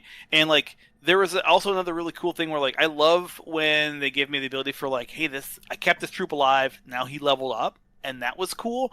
But most of those little power ups that I was using, I never got they were never the turn the tide upgrade that I needed, right? And except for the M2 rifle guys, I used them for everything, and then they had some clear all shotgun blasting that was awesome.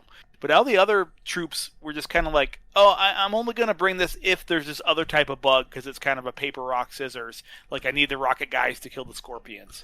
Well, the hard thing with that special ability, if you have an army with 5 to 7 units in it, each one of them has a special ability, you have to find that unit within your group, click on them, click that icon. Things are frenetic. Things are happening. It's that tanker bug needs to die, and he needs to die right now, right this very second. I don't have time for 2 more clicks. I need everybody to focus fire on him so he doesn't decimate half my unit and make me respawn everyone and walk back across the map. I found the same thing. I wish I could have micromanaged well enough to even... You can maybe do 2 units, special abilities, and keep track of them. But yeah, when it gets bigger... I almost just felt like I was wasting the other 18 units that I couldn't access fast enough in the right area and click on the target quickly, because by then the bugs were already into your lines.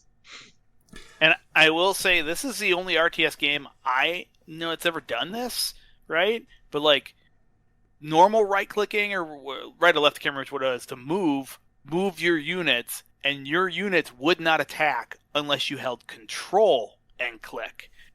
Right? So I basically, I'm just why couldn't I? Again, to me, that's ridiculous. I'm I don't want my guys to run away. I want my guys to always be shooting. Always. Yes.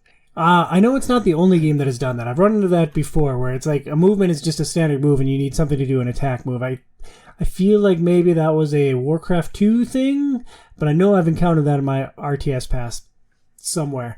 I don't think this game broke a ton of new ground. The line of sight stuff was interesting, and there was some elevation. So, like, if you get your snipers up high, they can pick things off from a long way, and that's super helpful.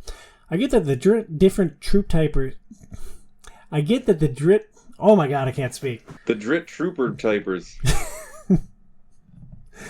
I get that different troop types are an RTS necessity. Like, you have to have variety, otherwise, like, they can't throw different puzzles at you. But it felt a little out of place given the source material. Like, yes, they fire some rockets in the Starship Troopers movie, but, like, there's no snipers, there's no, like, ARC troopers. Like, they had to manufacture some things to give you options to prevent different, like, puzzles of enemies. So, I don't know, that hurt my power fantasy. Patrick, one thing you mentioned offline in our text chain about this game was that I mentioned that I was frustrated that I was stuck on mission 15 and I didn't know if I was going to be able to proceed any further. And what was your advice to me? Like, what did you see was the key for progressing through different challenging scenarios? It was just different troop combinations. I got stuck on 18 for the longest time. And it was the same thing. And I was trying to power through with kind of the way I like to play. And eventually, I just started mixing up my troop combinations. It almost became easy. And it was in that mission, it was the Marauders. Well, let me poke on that a little bit. You mentioned earlier that you like the StarCraft approach, where you just build up this overwhelming force and roll through different things. In this game, there is a cap to the number of troops you could have, which is probably more realistic, possibly more realistic, but it's different. Was this a more fun approach to an RTS, having to figure out that right mix of troops, or would you have preferred to be able to go StarCraft or even Age of Empires and just roll in with an army of archers and just decimate everything within, like, maybe non-traditional military tactic? Yeah, generally Starship Troopers, I had an affinity for the just the standard Marine, and it probably a lot of it or StarCraft, I mean, and probably a lot of it came from Starship Troopers, much as my enjoyment of the movie. And I kind of wanted to do that here. And Mission 18, you're defending this wall that has like a ton of breaches in it, and the bugs just come at each one. And I think they almost intended it to be cinematic in this way, where they will always bust through, and you have to have Marauders to save your butt.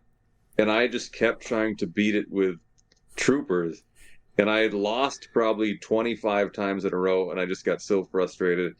And finally, they were busting through my lines the 26th time, and I'm just like, all right, Marauder, Marauder, Marauder, Marauder. And these Marauders just dropped down, and I beat the mission without even clicking on them. They just stood there and mowed everything down. I mean, the Marauders are super fun. That mission sounds all right to me.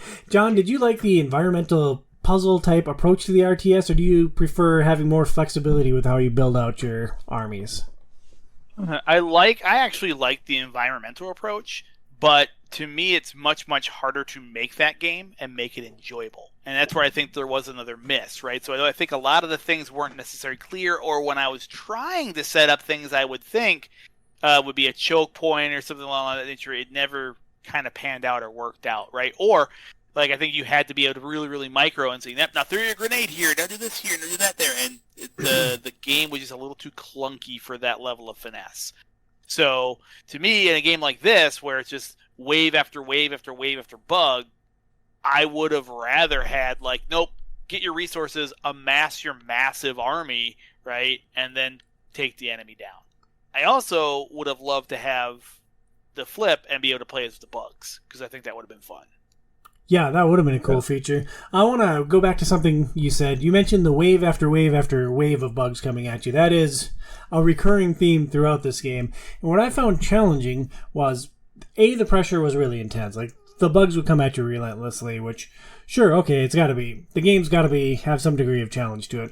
But what I found a little frustrating was it was the same tactic every time. Like, once you learned where the bugs were coming down from, they were always approaching. You could tailor your defense to that. Like, it never varied. It never deviated. Like, they never probed here and then came and hit from another side. So, it was frustrating that it was relentless, but also a little disappointing that they didn't have any variety to their tactic. It's like, well, they have their pre-programmed route and they're going to do it, so how do I stop that one thing?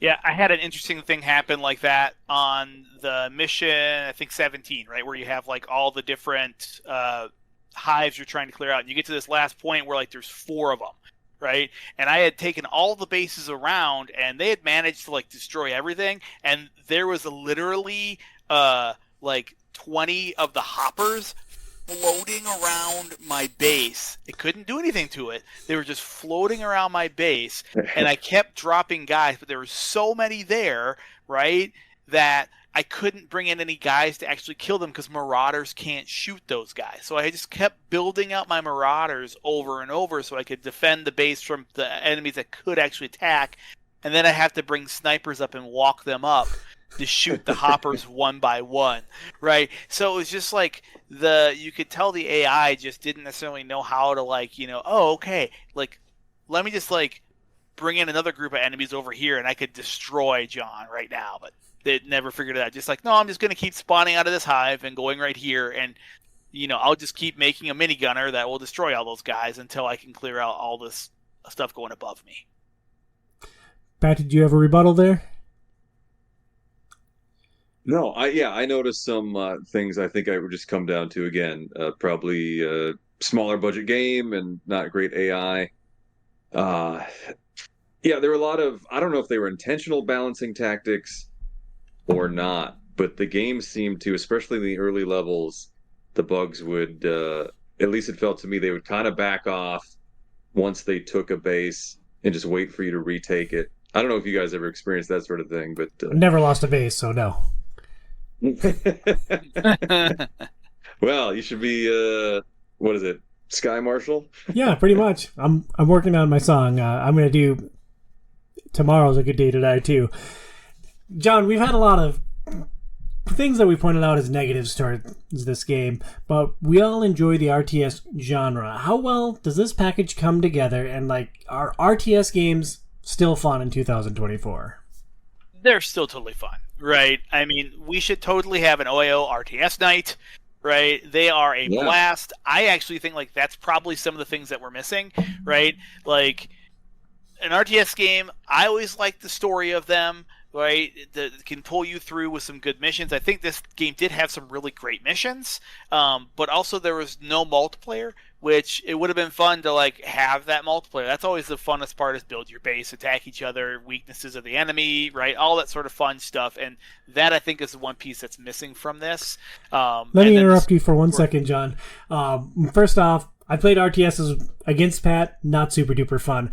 But you mentioned you enjoy the stories in a lot of RTSs. Which RTS story sticks with you from all of RTS history? Command & Conquer. Really? What grabbed you from that story? Because I've never played the franchise. It's the pure like cheesy schlockiness of the whole thing with the live action video, especially the Red Alert games, because it has like Tim Curry, right? Just this awesome like eating the scenery, like there's like it's time travel and all this sort of stuff with like alternate history of like World War II. So like there's like, oh, here's Einstein and here's Hitler, and the Brotherhood of Nod versus like the CGI was just this cool like good guy bad guy, right? And I just always loved that game and the way they did full motion video. So that sounds cool. Would you rather replay Command & Conquer or play Starship Troopers Terran Command 2? Ooh. I'd probably replay Command & Conquer. Interesting. Patrick, are you a fan of narratives across RTSs? And if so, what's one that stands out with you? Just the original StarCraft. I know! Kerrigan, right? Yeah, Kerrigan. Yep, that was a big moment. And even the cutscenes, I love the cutscenes in that one. They were fantastic. I would, and I'd be down for an OiO RTS night. Pick a game. Yeah, we will get that on the books. That'll be a lot of fun. Sorry, John, I totally cut you off when I was asking about how the total package came together. Nope, I think we nailed it. I think I'm all set. It was a fun game. Right, again, a couple flaws. Right, but I think Metacritic's about right on this one. Right, 22 mixed reviews, but lots of fun. I kept going back to it. It was to kind of scratch that itch for something new RTS, and now I kind of want to play some more. So, what would be your price point for this game? Like, I bought it as an OiO thing that we talked about, but if you had it on your Steam wish list, what would be the price that you would pay for Terran Command? I mean, look, if it came on sale for like $10, that's a no-brainer. But I think like if I really want to play an RTS, $20, right? 25. Yeah, I'd be in like the $10 to $20 range. Patrick, what would be your price point on Terran Command? I just pulled it up. It's currently $29.99. I think that's what it launched at.